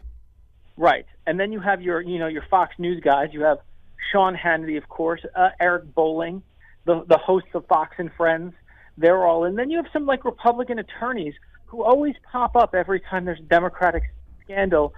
Specifically, Victoria Tenzing would be the one I would cite. Now, I saw David Brock, your co-author in this, on MSNBC last weekend, and he identified her as a major Benghazi hoaxster. Yes. And look, she was the whistleblower attorney, and she's gone on TV repeatedly and just told flat-out lies about Benghazi over and over and over again. And frankly, it should be people who are known as liars should at some point give up the right to go on TV and lie. But haven't we learned? I mean, I was talking about this earlier in the show with Ben Armbruster from Think Progress, their national security editor there, that for some reason the media, this so-called liberal media, has no problem inviting the exact same cast of right-wing characters on to talk about national security that were wrong about the war in Afghanistan and wrong about the war in Iraq. People like Bill Kristol and others. Goes back to the Clinton scandal days where she was identified as a widespread liar. And yet they're always invited back. I mean, you wouldn't allow somebody this wrong so many times. If a plumber came to your house and broke your toilet when they were trying to fix it and broke your sink when they were trying to fix it, you would not call them about your garbage disposal. Well, you're not Fox News. This is true. And my understanding is that y'all have an ad that you're trying to air on Fox News as well. Well, I think we tried, and I think Fox has decided that they don't like money, because we sent them a check and they decided not to accept our check. Look, we shouldn't be surprised in that, Karl, if you'll recall, once David and I paid $86,000 at a charity auction to try to have lunch with Rupert Murdoch, and I can now put at the top of my resume, Rupert Murdoch paid $86,000 now to have lunch with him. Well, the great thing is that you don't have to spend $86,000 to buy your copy of the Benghazi hoax. It's 99 cents. 99 cents on Amazon so that you can have the facts to fight your right-wing family members at Thanksgiving and the holidays this year. Ari Rabenhoft, co-author of the Benghazi hoax, thanks for joining us. Thank you, Karl. Alrighty, and you can get your copy or watch the ad that Fox News doesn't want you to see at BenghaziHoax.com. Pick up your copy. This is Take Action News. I'm Karl Frisch, and we'll be back after this.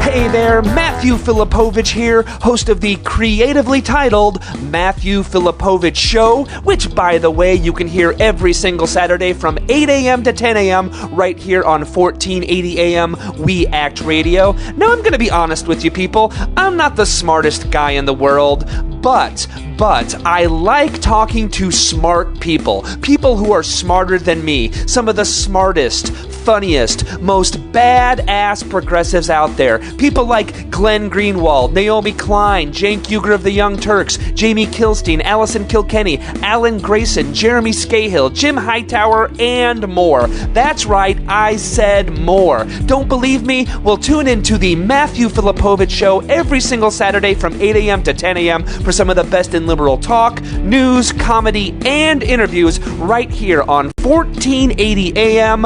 We Act Radio.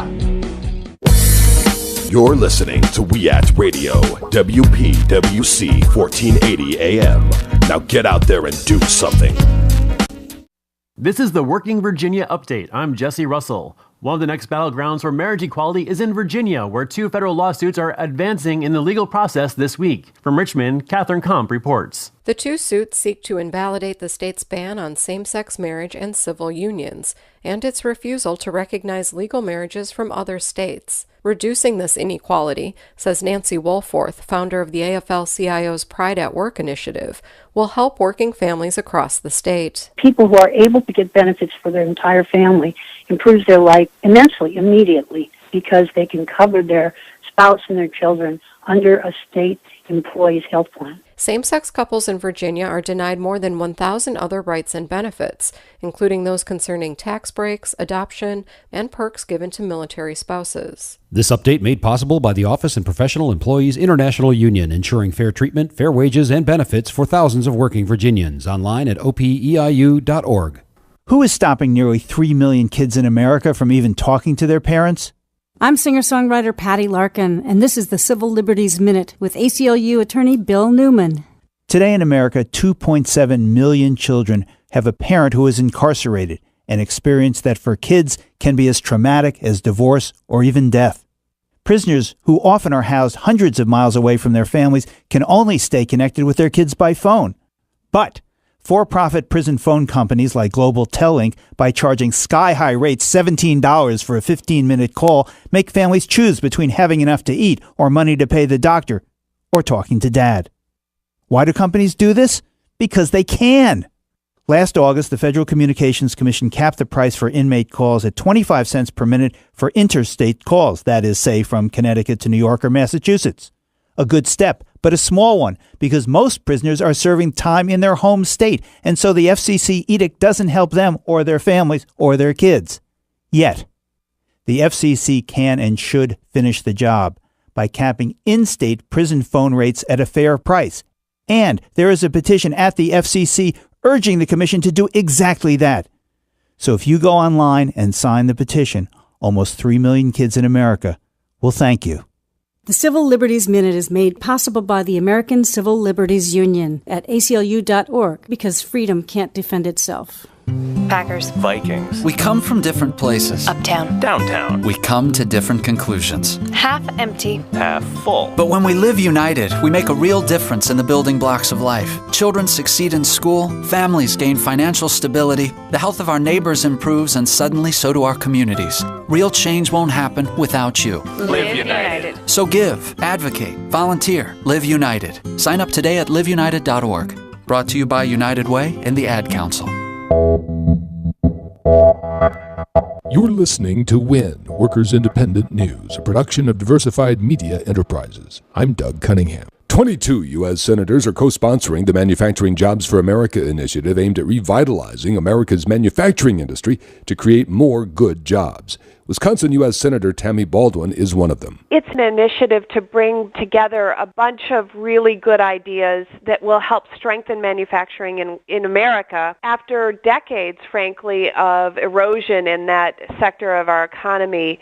I just believe you can't have an economy built to last that doesn't involve making things. Baldwin says the initiative is a package of legislation designed to help American manufacturers grow and assist workers in getting the skills needed for the next generation of manufacturing jobs. We've come together around 4 general themes that include focusing in on the workforce and preparing a 21st century advanced manufacturing workforce, opening markets abroad, creating the conditions necessary for growth, and expanding access to capital for manufacturers who might be able to initiate operations or expand. The Manufacturing Jobs for America initiative has the support of the AFL-CIO, the National Association of Manufacturers, Ford Motor Company, the United Auto Workers, United Steelworkers, Dow, DuPont, General Electric, and the Blue-Green Alliance, among others.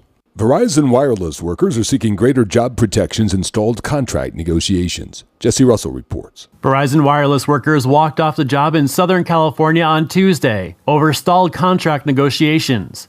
The workers, represented by the Communications Workers of America, Local 9400, are unhappy with a company proposal that would see employee medical costs increase. The union is also requesting that Verizon set a limit to how many non-union contractors can be used for building projects, and to also restrict the outsourcing of call center jobs. The two sides have been in negotiations for 7 months, and a federal mediator was brought to the table on Monday. Indonesia is the most recent country to see a national strike as tens of thousands of workers took to the streets on Wednesday. The workers were demanding a 50% wage increase, claiming the government has failed to accurately adjust the cost of living index. Workers Independent News will end November 15th unless listeners step up immediately to support this broadcast. If you value this newscast, go to laborradio.org right now and hit the donate button to keep this newscast on the air. Spread the word in social media and any other way you can. Laborradio.org, hit the donate button to support us. After more than a decade, Workers Independent News will cease to exist November 15th unless emergency efforts to raise enough money to keep going are successful. Please spread the word and do all you can to support Workers Independent News. You've been listening to WIN, Workers Independent News. For more information, visit laborradio.org.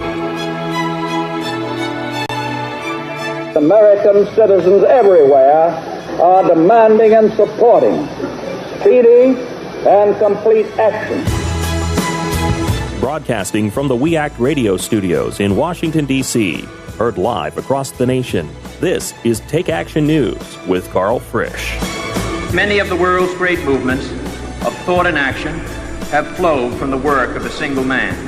There is work to be done. The state of our economy calls for action, bold and swift, and we will act.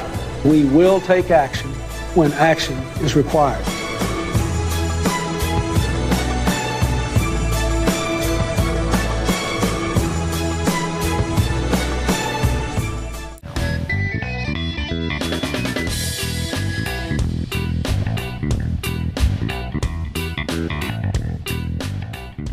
Welcome back. This is Take Action News.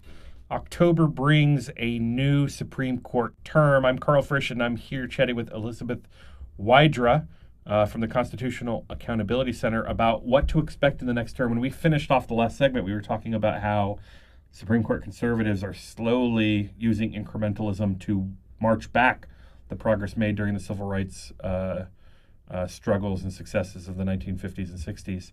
And there's another affirmative action case on tap for this coming Supreme Court term, which begins in October.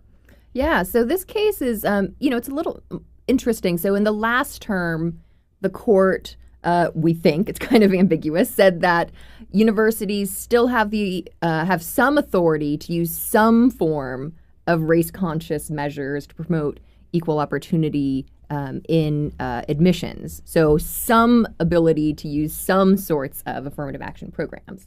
But what's on the agenda for this coming term is in Michigan, there was a voter referendum that said that they would prohibit universities from using affirmative action in admissions. And so what the court will consider this term is slightly different from last term. So they'll be saying, is it unconstitutional for the voters to take away the university's right, the university's ability to use affirmative action to promote equal opportunity in admissions? So it's certainly complicated. Yes. I'm sure that the wise justices Scalia and Thomas and Roberts will find a way to strip more people of their rights. Depressing, Debbie Downer, wah wah. Wah, wah. But there are some other big, high-profile cases. They're not household names yet, but I'm sure they will be. People know Citizens United. Absolutely. And it sounds like Part 2 is on the way. Tell us about the McCutcheon case. Yeah, so McCutcheon versus the Federal Election Commission is an extremely important follow-up to Citizens United. And, for people who care about the corrupting influence of money in politics, which should be everybody, except maybe Exxon or, the Koch brothers. So what McCutcheon, it's a case that was filed by the Republican National Committee and this conservative individual who likes to donate money to conservative candidates. They want to strike down the aggregate campaign contribution limits. So this is sort of the amount you can give in a 2-year cycle to candidates, political action committees. Federally. Right. Yes. So you can give, now this is how antiquated my knowledge of numbers is, but when I was working in campaign fundraising, if I had $25,000, I could spread that around to candidates for federal office and the party federal committees and any federal PAC, but that's all I could spend. I know the number's much higher than that now. Right, yeah. But it stopped me from there. So basically what they're saying is that a rich person should be able to max out its $2,000 plus to each candidate, $5,000 plus to each federal PAC, and I believe the numbers are even higher for the party committees. Right. To every party committee, every federal PAC, every federal candidate. You're talking about basically making it so that they can spend, let's say that, do you know what the number is now? I think it's let's say it's 50. Yeah, it may not be. I think it's like 120, All right. So even if it's 120, you're basically saying you can go from spending $120,000 a year in federal elections to spending millions of dollars in federal elections. Absolutely. Because when you get into the minutia of how federal campaign finance works, so in theory, I could max out to candidate X who doesn't have a shot of winning, and candidate X can transfer that money legally to another committee, which is a way of circumventing the limits. Right. So I could max out to a bunch of safe members of Congress and make it very clear to them, nod, nod, wink, wink, that I want that money going to these candidates that I've already maxed out to. So where do you think this case is going? So it's a very important case, and one of the things that one of the many terrible things Citizens United did was to narrow in the court's decision what the sort of meaning of corruption is. And the reason that that's important is because it defines Congress's legitimate interest in regulating campaign finance reform, because their goal, of course, is limiting the corrupting influence of money in politics. And so Citizens United, instead of using a broader understanding of corruption to mean sort of like improper dependence on special interests or the appearance of corruption, they said, we're really talking about like quid pro quo bribery. And that's just absolutely not true. My organization filed a brief on behalf of Larry Lessig, who is fabulous. He's at Harvard right now, but he's been doing a lot of work since he was at Stanford on, getting grassroots folks through his organization, Root Strikers, interested in stopping the corrupting influence of money in politics. And he did a study of every single mention of the word corruption by the founders when they were debating the Constitution. And they weren't talking about quid pro quo bribery. They were talking about a concern that our elected officials be dependent on the people alone and not sort of big money special interests. Of course, they wouldn't have thought about the money that we have today. But the idea is the same. And so if the courts conservatives who claim to be, in some way originalist or focused on the text and history of the Constitution want to be true to that, then they should uphold these aggregate limits that Congress thought would prevent money. Especially when you consider that Congress has the ability to make the rules governing its own election, which I think is an important point to make. It's in the Constitution. Yeah. Elizabeth Wydra, wish we could have gotten into more of the cases the court's going to see, but we'll have to have you back to do that. It's going to be another big year for the Supreme Court. Thank you so much for joining us. It's my pleasure. This is Take Action News. I'm Karl Frisch, and we'll be right back.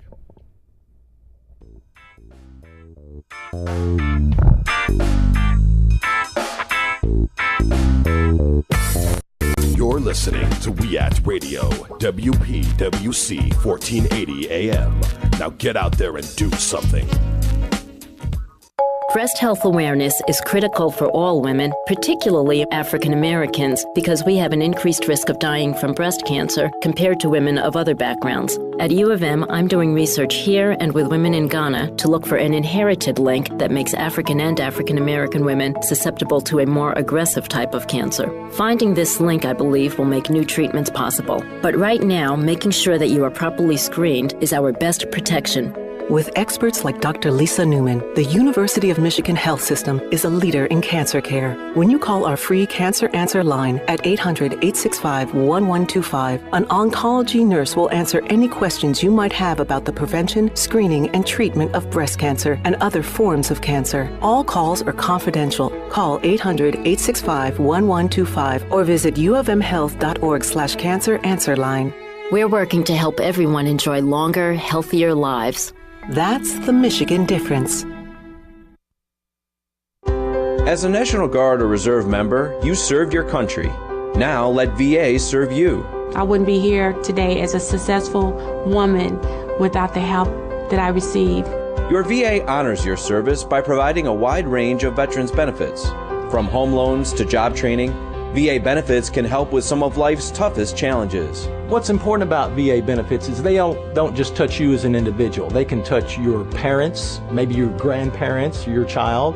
Go to benefits.va.gov/Guard Reserve to learn more, including how to apply online using e-benefits. I just finished a master's degree recently, and now I'm working on another degree as well. So the military made that all possible. My veterans benefits made that all possible. No matter what the time is, apply for your benefits. You earn them. VA is ready to help you. Achieve your next mission. Learn about and apply for your VA benefits today. Hey, I'm Anderson Cooper. As a parent, you want to make sure that your child knows how to deal with bullying when they see it happening. And chances are they want to help, but they don't really know how. Well, teach them that the best thing to do is calmly walk away, find a teacher or other adult, and speak up. And do your part. Be that adult they can talk to and trust will listen. Join me to help stop bullying. Go to stopbullying.gov to find out more. The true definition of hero. And being a hero took a heroic effort. Every day we bring to our fans the world of sports. We speak of heroes and heroism, but there are days when sports matter little and heroes matter more. These heroes don't hit walk-off homers or buzzer-beating threes. They simply made a plan for what to do when disaster strikes. You never know when you might need to be the hero, because you never know if today is the day before a natural disaster. Prepare, plan, be a hero. Visit ready.gov.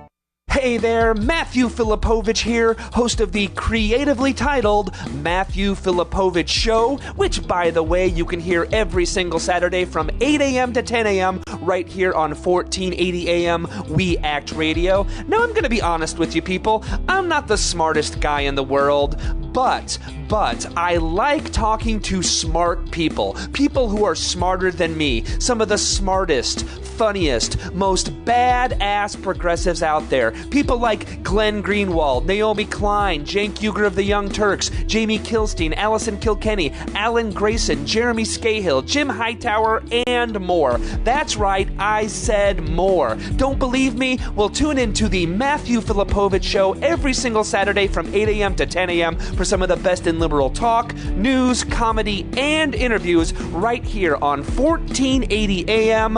We Act Radio.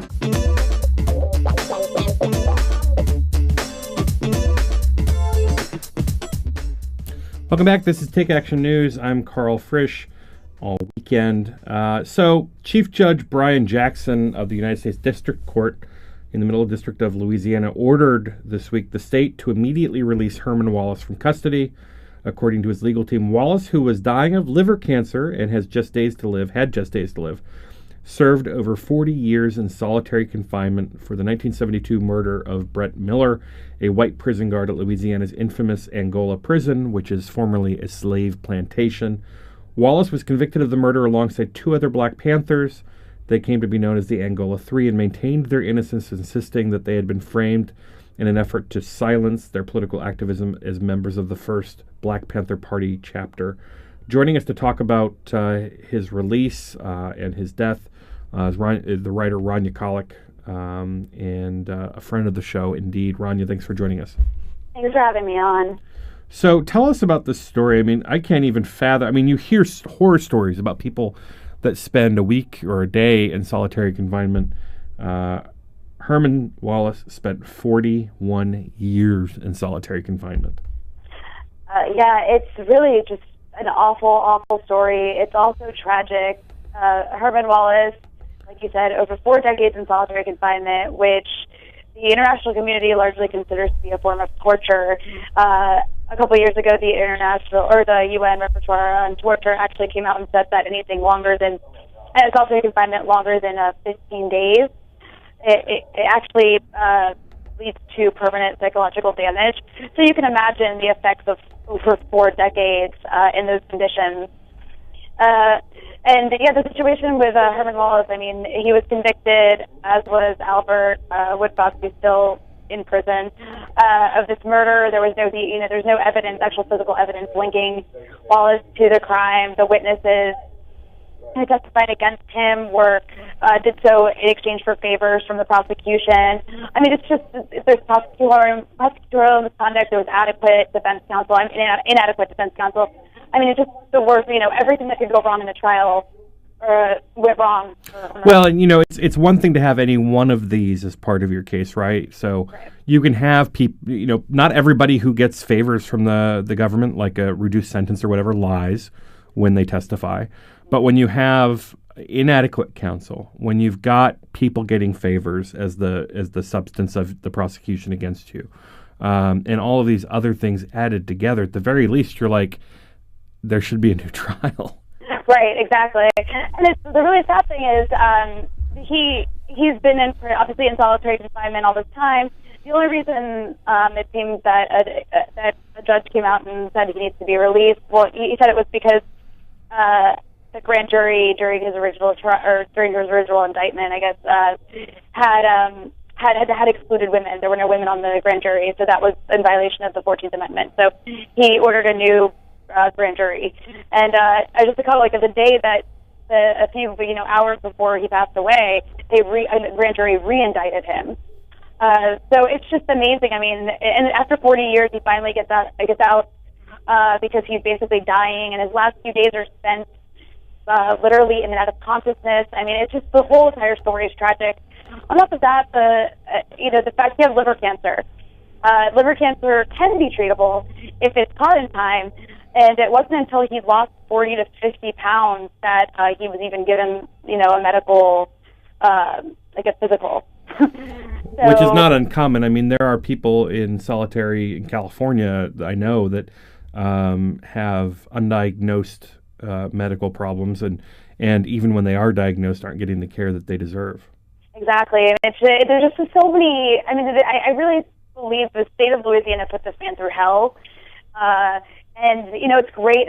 Luckily, he got to leave before he died. He got to actually be free before he died. But at the same time, it's like justice denied. Well, that's the thing here, right? Even if you disregard the evidence that shows that he was perhaps not at fault here, even if he was guilty, this is not how you treat somebody, period. It's a human being, regardless of guilt. Exactly. And, I mean, there's still another man. Let's not forget, Albert Woodfox is still in isolation, is still in prison for this crime. And, his trial had the same problems. So, I really hope people who are moved by what happened to Herman Wallace will really, do what they can to try and petition or, some sort of retrial of Albert Woodfox. as well. And this is really, sorry, go ahead. What dynamic do you think, at least in the initial efforts, prosecution, do you think the Black Panther Party element played?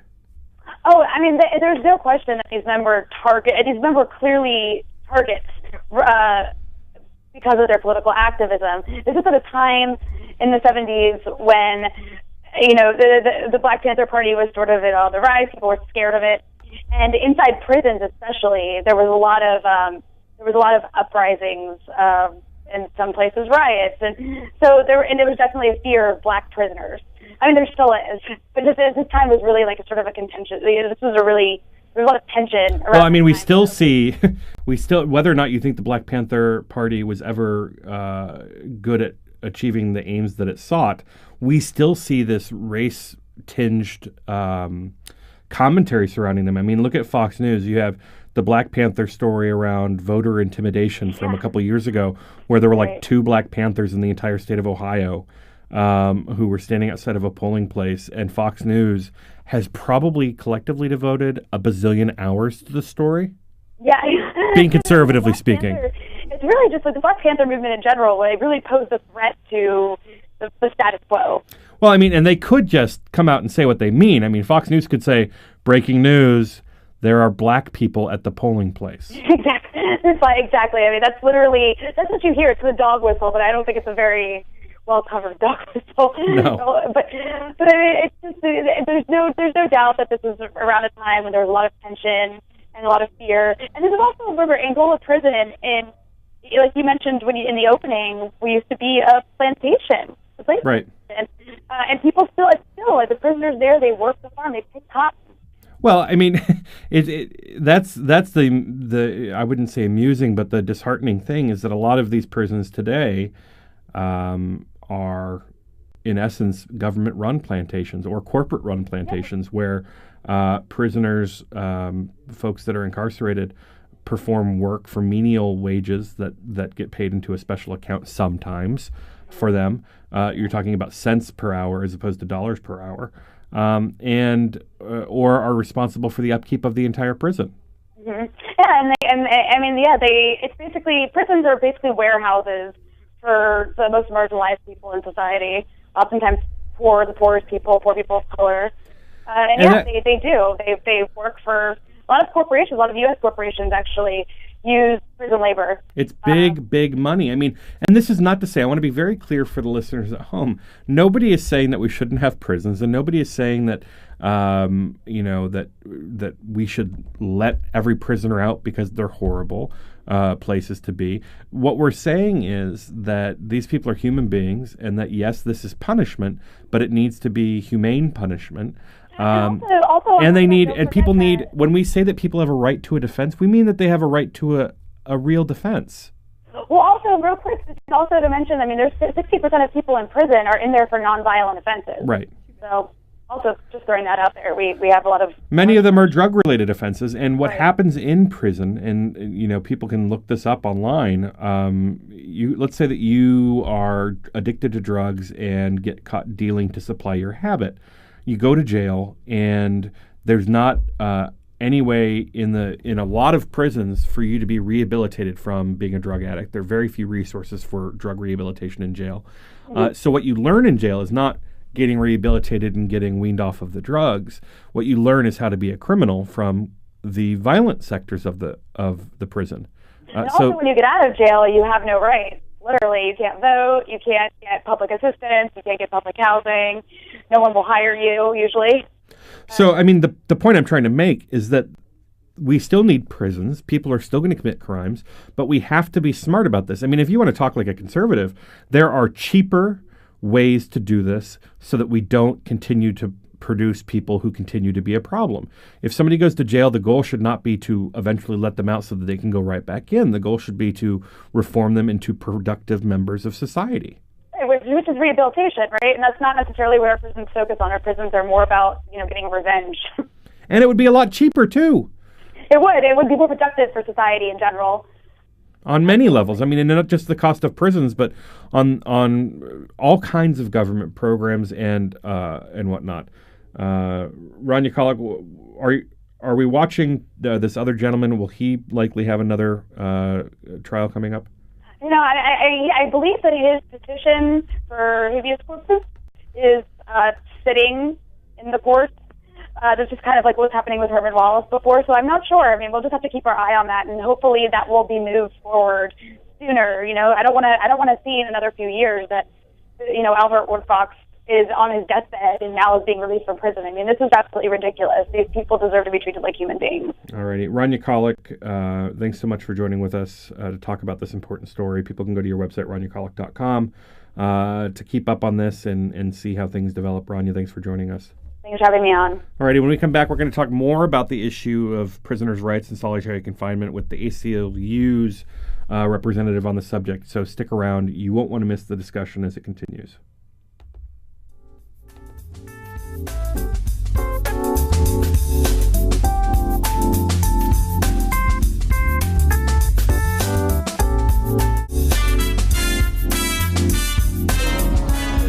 Education beyond high school, a path to opportunity and success for our young people, and the key to building a better life for themselves and ultimately their own children.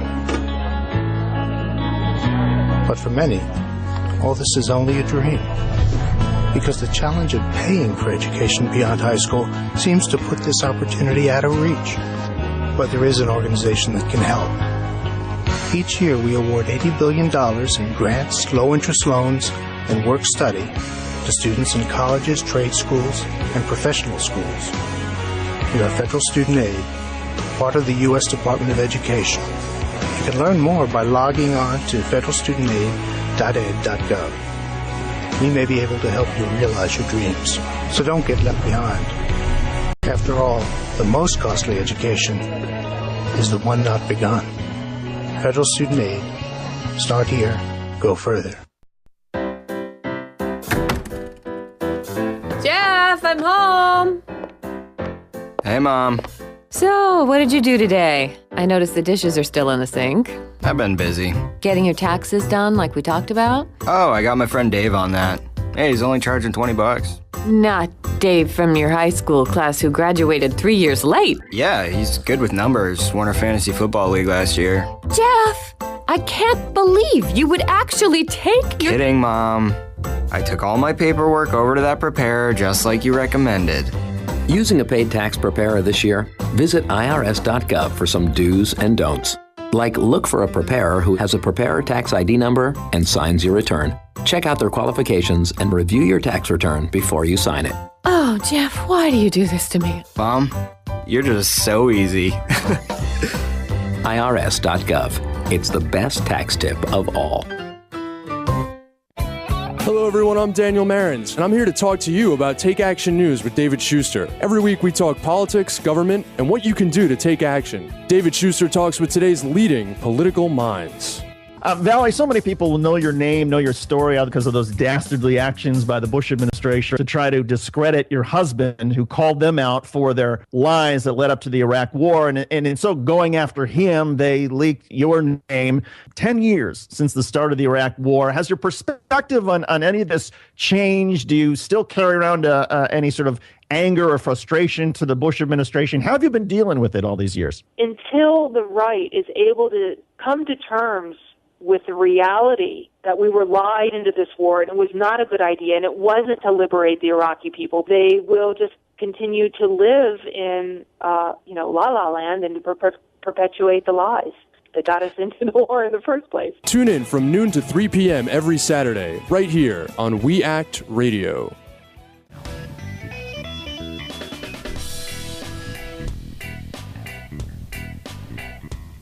Alrighty, welcome back. This is Take Action News. I'm Karl Frisch. More about me at karlfrisch.com. Connect with the show at takeactionnews.com. It is time for our Activist of the Week. Rumors have flown for many years that D.C. police routinely infiltrate and spy on the frequent protests in the nation's capital. But until now, activists have never been able to identify a specific undercover cop at a protest. Now, after months of piecing together evidence, attorneys Jeffrey Light and Sean Canavan, working with the United Students Against Sweatshops, have confirmed that an undercover and assumed name Metro Police Officer Nicole Rizzi has participated in the USAS's protests against companies doing business in Bangladesh. So we award this week's Activist of the Week on Nicole Rizzi for being such a fantastically fake activist. And to comment on Nicole's celebration as the Activist of the Week, I am now joined by Jeffrey Light from the DC National Lawyers Guild, who helped piece this crazy freaking story together. Jeffrey, thanks for joining us. Thank you for having me on the show. All right. So, before we get into the salacious stuff about Nicole Rizzi's penchant for fan fiction and tweeting about clitorises, I'd like you to tell us how you came to know who Nicole Rizzi is through her frequent attendance at these protests around Washington for every subject under the sun, which In These Times reported on and a bunch of other websites have reported on as well. Sure. Well, I am a solo practitioner in D.C. and do a lot of work with different activist groups here, so I'm pretty well known to the activists as a person to come to when issues like this arise. And one particular activist, Lacey McCauley, came to me one day and had some information for me about this person named Missy having a Twitter account. So I started looking into it and discovered through some clues that she left on her Twitter what her real name was, that she didn't like her job working as an undercover cop. And there were pictures to go along with everything to confirm who she was. And we were able to piece everything together over about a month or two. And how many interactions did you all have with this undercover cop? I personally saw her at one protest. I was walking by just by coincidence on my way somewhere, and that was the USAS protest in front of Children's Place. And after I saw her there, I asked to talk to one of the leaders of the group and to discuss whether we could, they'd be willing to do a lawsuit to put an end to this kind of activity. Well, and it's against the law, isn't it? Yeah, DC is pretty unique in having a law that specifically deals with police investigations into First Amendment activity and has some very specific procedures that MPD needs to follow and has some very specific guidelines about when an investigation is appropriate and not appropriate. And it appears that the assignment of Rizzi as an undercover to monitor completely peaceful activists that were not breaking any laws and weren't suspected of breaking any laws is a pretty clear violation of the statute. Well, what first brought this woman to everybody's attention? I mean, was she showing up at rallies dressed in like, an outfit that just screamed undercover cop? Was it that obvious? Or was somebody actually following her on Twitter and was like, wait a minute, you're what? No, I mean, she did a pretty good job of dressing and acting the part. People thought it was weird that she came to all of these protests and was a little bit standoffish and sort of always needed to go right after the protest. But she had been undercover for, we think, about 7 years, going back to the earliest report that I've had from activists so far is from about 2006. So she had a lot of people fooled. What ended up happening was she was at a bar with Lacey and a friend of Lacey's one evening, and the friend said, I follow somebody on Twitter who looks a lot like this person and seems to have similar interests, and said this to Lacey, and afterwards Lacey went and checked out the Twitter profile and was able to see that it was the same person, and then she came to me with that information. Okay, so now that she's been discovered and there's this, lawsuit, why don't we get into what Brightest Young Things brought us, which is the fact that this particular officer also had a side hobby of writing semi-pornographic fan fiction about the show Rizzoli and Isles, which I've never seen. I imagine it's a perfectly fine television program. But tell us about this fan fiction, if you would be so kind. Not just that show. Before that, she wrote about Guiding Light. And I'm not really an expert on fan fiction, but it appears that she had a very extensive online collection of fan fiction. She was on blog radio. There was a Ustream channel with her being interviewed. So she was sort of a mini celebrity in this online community. Yeah, I'm pretty popular when it comes to fan fiction myself. I maintain a Muppets Take Manhattan fan fiction page, so I'm being I'm kidding, of course, but just like the jackpot with this woman. Was she attending any of the planning meetings of these protests? When she came to the USAS protests, she asked about future protests coming up, but those were mostly planned internally. They weren't by the organization. But she had been coming to planning meetings for other things, for the inauguration, for last inauguration, for one of the anniversaries about the war in Afghanistan. And she actually came and volunteered to do research and perform tasks. Well, and let me ask you, frankly, what makes you think that she was infiltrating these organizations on behalf of the Metro Police Department here in Washington, D.C., and not writing a book of fan fiction about what it's like to be a sexually frustrated protester in Washington, D.C.?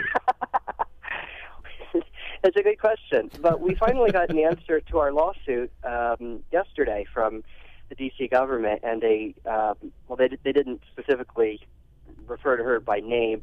They did say that they confirmed that she had been, or that somebody had been assigned to monitor these protests. So that should put to rest any questions about whether she was just there for her own personal interest or whether she was there on official business. Well, does this type of thing make organizations more, organizing these events more difficult? I mean, do organizations have to be more wary now when they trust people? Well, I think it's had a real chilling effect on activists and organizations.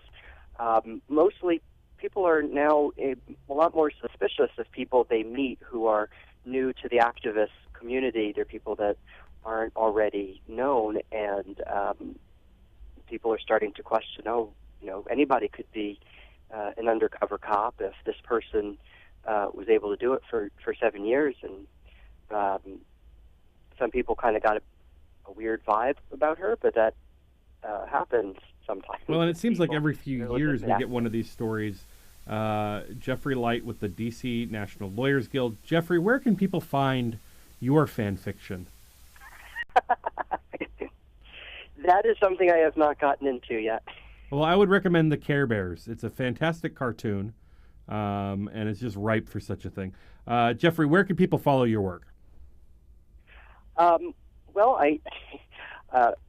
sad to say I don't have a Twitter or real social media presence myself, but so you're an undercover cop.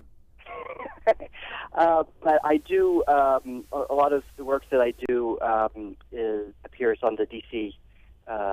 National Lawyers Guild and the national offices, National Lawyers Guild websites. Fantastic, Jeffrey. I want to thank you for coming on to talk about our Activist of the Week, Nicole Rizzi, who, in addition to being a undercover cop who had infiltrated all these organizations to spy on their protests, was also a fan fiction aficionado. Jeffrey Light, thanks for joining us. This is Take Action News. I'm Karl Frisch, and we'll be back after this break. Stick around.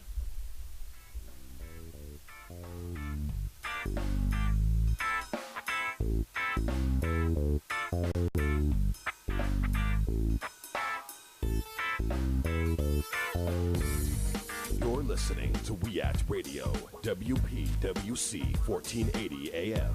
Now get out there and do something.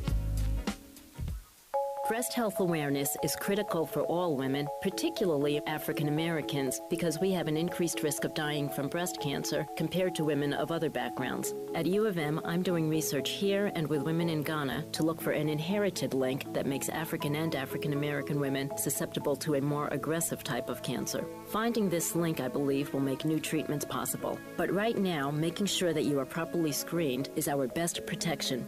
With experts like Dr. Lisa Newman, the University of Michigan Health System is a leader in cancer care. When you call our free Cancer Answer line at 800-865-1125, an oncology nurse will answer any questions you might have about the prevention, screening, and treatment of breast cancer and other forms of cancer. All calls are confidential. Call 800-865-1125 or visit uofmhealth.org/canceranswerline. We're working to help everyone enjoy longer, healthier lives. That's the Michigan difference. As a National Guard or Reserve member, you served your country. Now let VA serve you. I wouldn't be here today as a successful woman without the help that I received. Your VA honors your service by providing a wide range of veterans benefits. From home loans to job training, VA benefits can help with some of life's toughest challenges. What's important about VA benefits is they don't just touch you as an individual. They can touch your parents, maybe your grandparents, your child. Go to benefits.va.gov/Guard Reserve to learn more, including how to apply online using e-benefits. I just finished a master's degree recently, and now I'm working on another degree as well. So the military made that all possible. My veterans benefits made that all possible. No matter what the time is, apply for your benefits. You earn them. VA is ready to help you. Achieve your next mission. Learn about and apply for your VA benefits today. Hey there, Matthew Filipovich here, host of the creatively titled Matthew Filipovich Show, which, by the way, you can hear every single Saturday from 8 a.m. to 10 a.m. right here on 1480 a.m. We Act Radio. Now, I'm going to be honest with you people, I'm not the smartest guy in the world, but I like talking to smart people who are smarter than me, some of the smartest, funniest, most badass progressives out there. People like Glenn Greenwald, Naomi Klein, Cenk Uygur of the Young Turks, Jamie Kilstein, Allison Kilkenny, Alan Grayson, Jeremy Scahill, Jim Hightower, and more. That's right, I said more. Don't believe me? Well, tune in to the Matthew Filipovich Show every single Saturday from 8 a.m. to 10 a.m. for some of the best in liberal talk, news, comedy, and interviews right here on 1480 a.m. We Act Radio.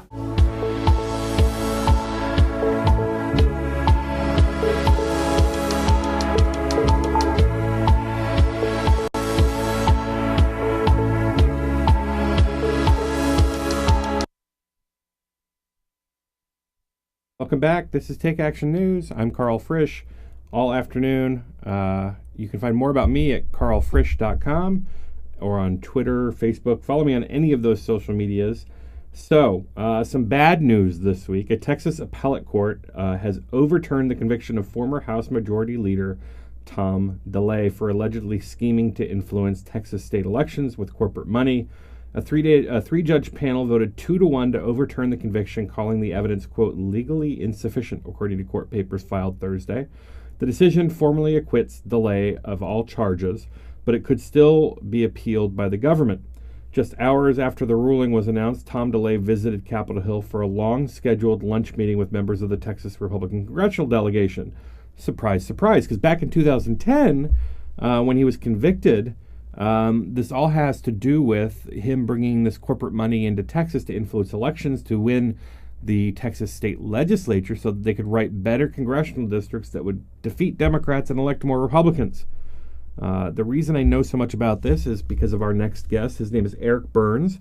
He's the former president of Media Matters for America. He's also a former senior advisor to Congressman Chris Bell, who filed the initial ethics complaint against Tom DeLay, which caused all kinds of controversy. And Chris Bell was a victim of the very redistricting that Tom DeLay and his cohorts pushed through with this corporate money. Eric Burns, thanks for joining me. Eric? Yeah, I said, can you hear me? I can hear you now. I would also be remiss if I did not mention that Eric Burns is my business partner at Bullfight Strategies.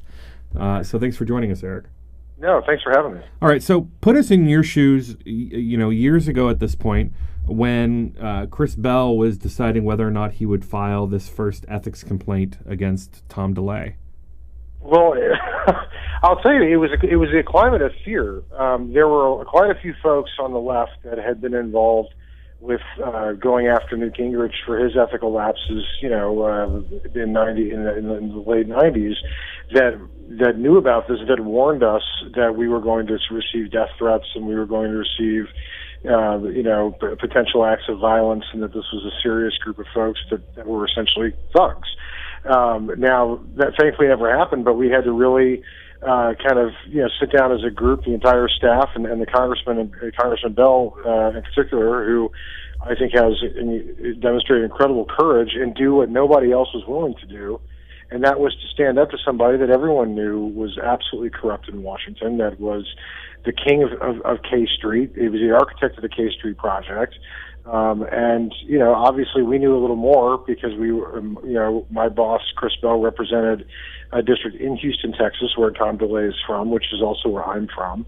It was an attempt to actually really change, to do something bold and to bring attention to this problem and to try to impact some change for the better in the people's house. And I think it was. So you guys filed the complaint, and then what happens? I mean, the whole political world just kind of exploded. Well, there had been an unspoken ethics truce between the Republicans and the Democrats for 7 or 8 years before Chris Bell filed the ethics complaint against Tom DeLay. It was like a 147-page complaint that outlined not just money laundering, but also abuse of power, potential bribery allegations, and it was actually not even very terribly welcomed by some members of the Democratic leadership, to be honest with you. But it absolutely shook the Capitol to its foundation. It was a national news story for better than a year, and I think it completely changed the face of the debate. This was in 2004. 2003 is when this started. The ethics complaint was filed in 2004, and it really changed the debate and really dominated the debate in Congress and ultimately in the country leading into the 2006 elections. So when the Democrats took over the House in 2006, the exit polls showed that even with the war in Iraq not going well, that the culture of corruption of the Republican Congress was the number one issue that led them to vote the Republicans out of power. And I think it was a direct result of the courage that Chris Bell showed in standing up to Tom DeLay. It was a David and Goliath situation. Well, and maybe, that's what's so frustrating about reading these stories. I mean, they're all just like, 300 words, Tom DeLay was acquitted. And they mentioned the money scheme in Texas, but they don't talk about him shaking people down on the House floor and telling them, we'll get you X number of dollars into your campaign account if you vote for, this Medicare Part D, and That's right. You'll be stripped of your committees if you don't do this and do that, and letting cabinet members on the floor, which is against a major violation of House rules, to strong arm members of Congress. There's no discussion right now the fact that he used Department of Homeland Security anti-terrorism resources for his own political benefit and was ordering the resources that we had at the time to go track down Texas legislators to force through his mid-decade redistricting of the Texas legislature, which resulted in which I contend was illegal, but was the first one in history, right? And resulted in, I think, a six-seat net gain for Republicans. And frankly, Karl, has become the model for what Republicans are trying to do now in states across the country. Well, I mean, it's why institutional conservatives have really been pushing hard to get rid of the Voting Rights Act. Absolutely, and the fact that they were successful, this conservative led and conservative controlled Supreme Court did essentially strip in Section 5 of the Voting Rights Act is incredibly important, not just because of voter intimidation at the polls or long polling lines, but because the Department of Justice was able to basically have additional control to ensure that voter irregularities were not going to be happening in states and in districts where there was known voter intimidation, which includes illegal redistricting efforts. And that's something that is no longer an issue for Republicans, and I think we should expect to see quite a few more very aggressive redistricting efforts in the coming years to even cement further their institutional majority in the House of Representatives. I mean, they really don't have much of a choice, right, Eric? I mean, it's either they do what they're doing, or they change the way that they view the issues. You know, they come out for a path to citizenship and immigration reform. They stop harassing gay people and women. But it's a lot easier to try and rig the game, as it were, than it is to switch the entire party's thinking about a variety of issues. Well, look, this goes back to what I'm a former Republican political operative that realized I wasn't playing on the wrong side, as I know you were too, and it's one of the reasons we've worked there for so many years. But you've heard me say this before, but I call this the total war concept of politics. Nothing is off limits. Rewriting the rules, breaking the rules, breaking 100-year traditions that have never even been contemplated, putting the debt crisis that we're about to face again, putting the debt ceiling increase, and the U.S. credit rating at risk. It's so incredibly irresponsible. Is all a product of the delay in Karl Rove era dominance over the last 20 years. Well, and it's funny. Politics. We've been hearing this week a lot of people have referenced the Hastert rule, where Speaker Boehner won't bring anything to a vote that he doesn't have a majority of support from in his own caucus, or that wouldn't pass with a majority of support from his own caucus. They keep on calling it the Hastert rule, but Hastert was one of the weakest speakers in history. Wasn't it more the Tom DeLay rule, that they weren't going to do anything that Tom DeLay didn't give his blessing to? Oh, there's no question. I mean, look, Denny Hastert was I believe the longest serving speaker in American history, or one of them, largely because I think he was fairly weak. He was a puppet. DeLay was known as the Hammer. He ran the House. It was his house. Many people in Washington considered him more powerful than President Bush, and many very smart people, and myself included. I would say he was at least as powerful as President Bush. He controlled the flow of money from corporations, from lobbyists, and from K Street to members. And I'd say the irony of this appeal is that it's very, very difficult to convict someone on like money laundering charges when it comes to campaign finance. And so we never really expected that he was going to be convicted in a court of law. We're very, very happy that he was. It does not mean he was innocent now that he was this appeal was overturned. Right. He was convicted by a jury of his peers, and then the appeal was overturned by a 3-judge panel, 2 Republicans, 1 Democrat, in Texas. These are elected judges. They are elected. And Tom DeLay is still a very powerful figure in Texas Republican politics. Oh, they owe everything to him.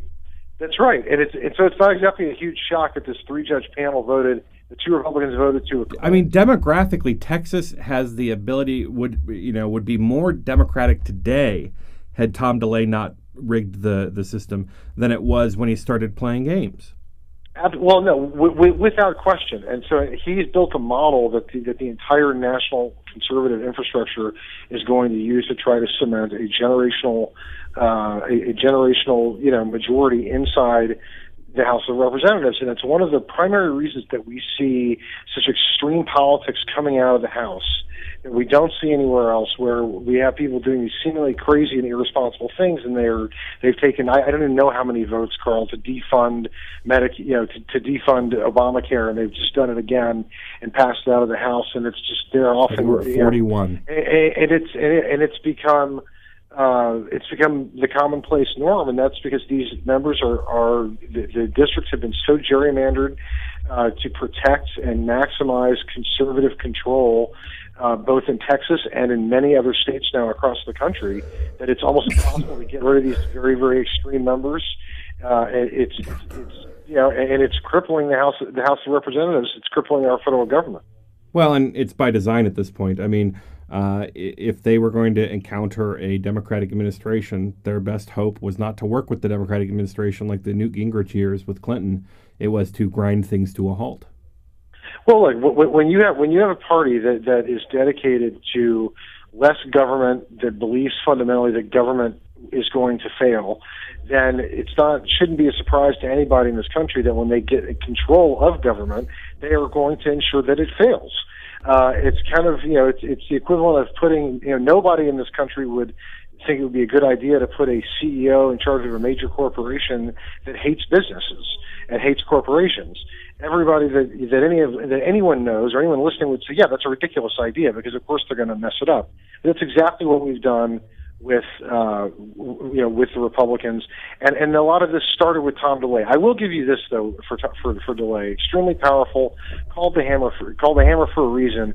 He knew how to get things done in Congress. He knew how to pass legislation. That is something Speaker Boehner cannot do. Something that Speaker Boehner cannot do. Something that Eric Cantor, who there's a similarity there with, Denny Hassert was the Speaker when Tom DeLay was the Majority Leader, but Tom DeLay ran the House for, I think 12 years or so, in one form or another. Eric Cantor doesn't quite have the same savvy of how to use the inside.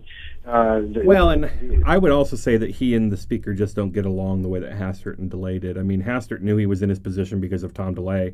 That can't be said for Speaker Boehner. And Speaker Boehner has made commitments to the president and not been able to back it up with votes from his caucus. Eric, we're just about out of time. Folks can follow Eric Burns on Twitter, on the Twitter machine, @TheEricBurns, and they can also find him and like him on Facebook the same way, @TheEricBurns. Eric, thanks for joining us. All right, buddy. Thank you, Karl. Absolutely. This is Take Action News. I'm Karl Frisch. Big thanks to Rachel and Pete on the boards, and another great show. Go to takeactionnews.com so that you can stay up to date on the show and other things. Follow me on Twitter and Facebook @Karl Frisch. Join my email list, karlfrisch.com, and we'll keep you up to date on the show and other great things as well. Thanks for sticking around, and we'll see you next week.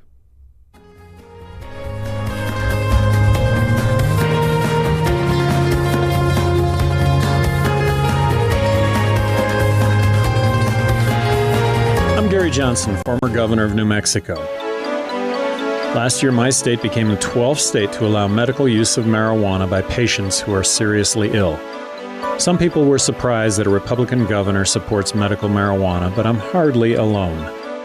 Groups like the American College of Physicians, American Nurses Association, and American Public Health Association have all acknowledged the medical value of marijuana. New research about medical marijuana is coming out almost every day, showing remarkable potential in all sorts of serious conditions, including cancer, AIDS, and chronic pain. But some in government still want to put politics and ideology ahead of public health. To learn more about medical marijuana and what you can do to help, contact the Marijuana Policy Project at 1-877-JOIN-MPP or visit them on the web at mpp.org. Thanks.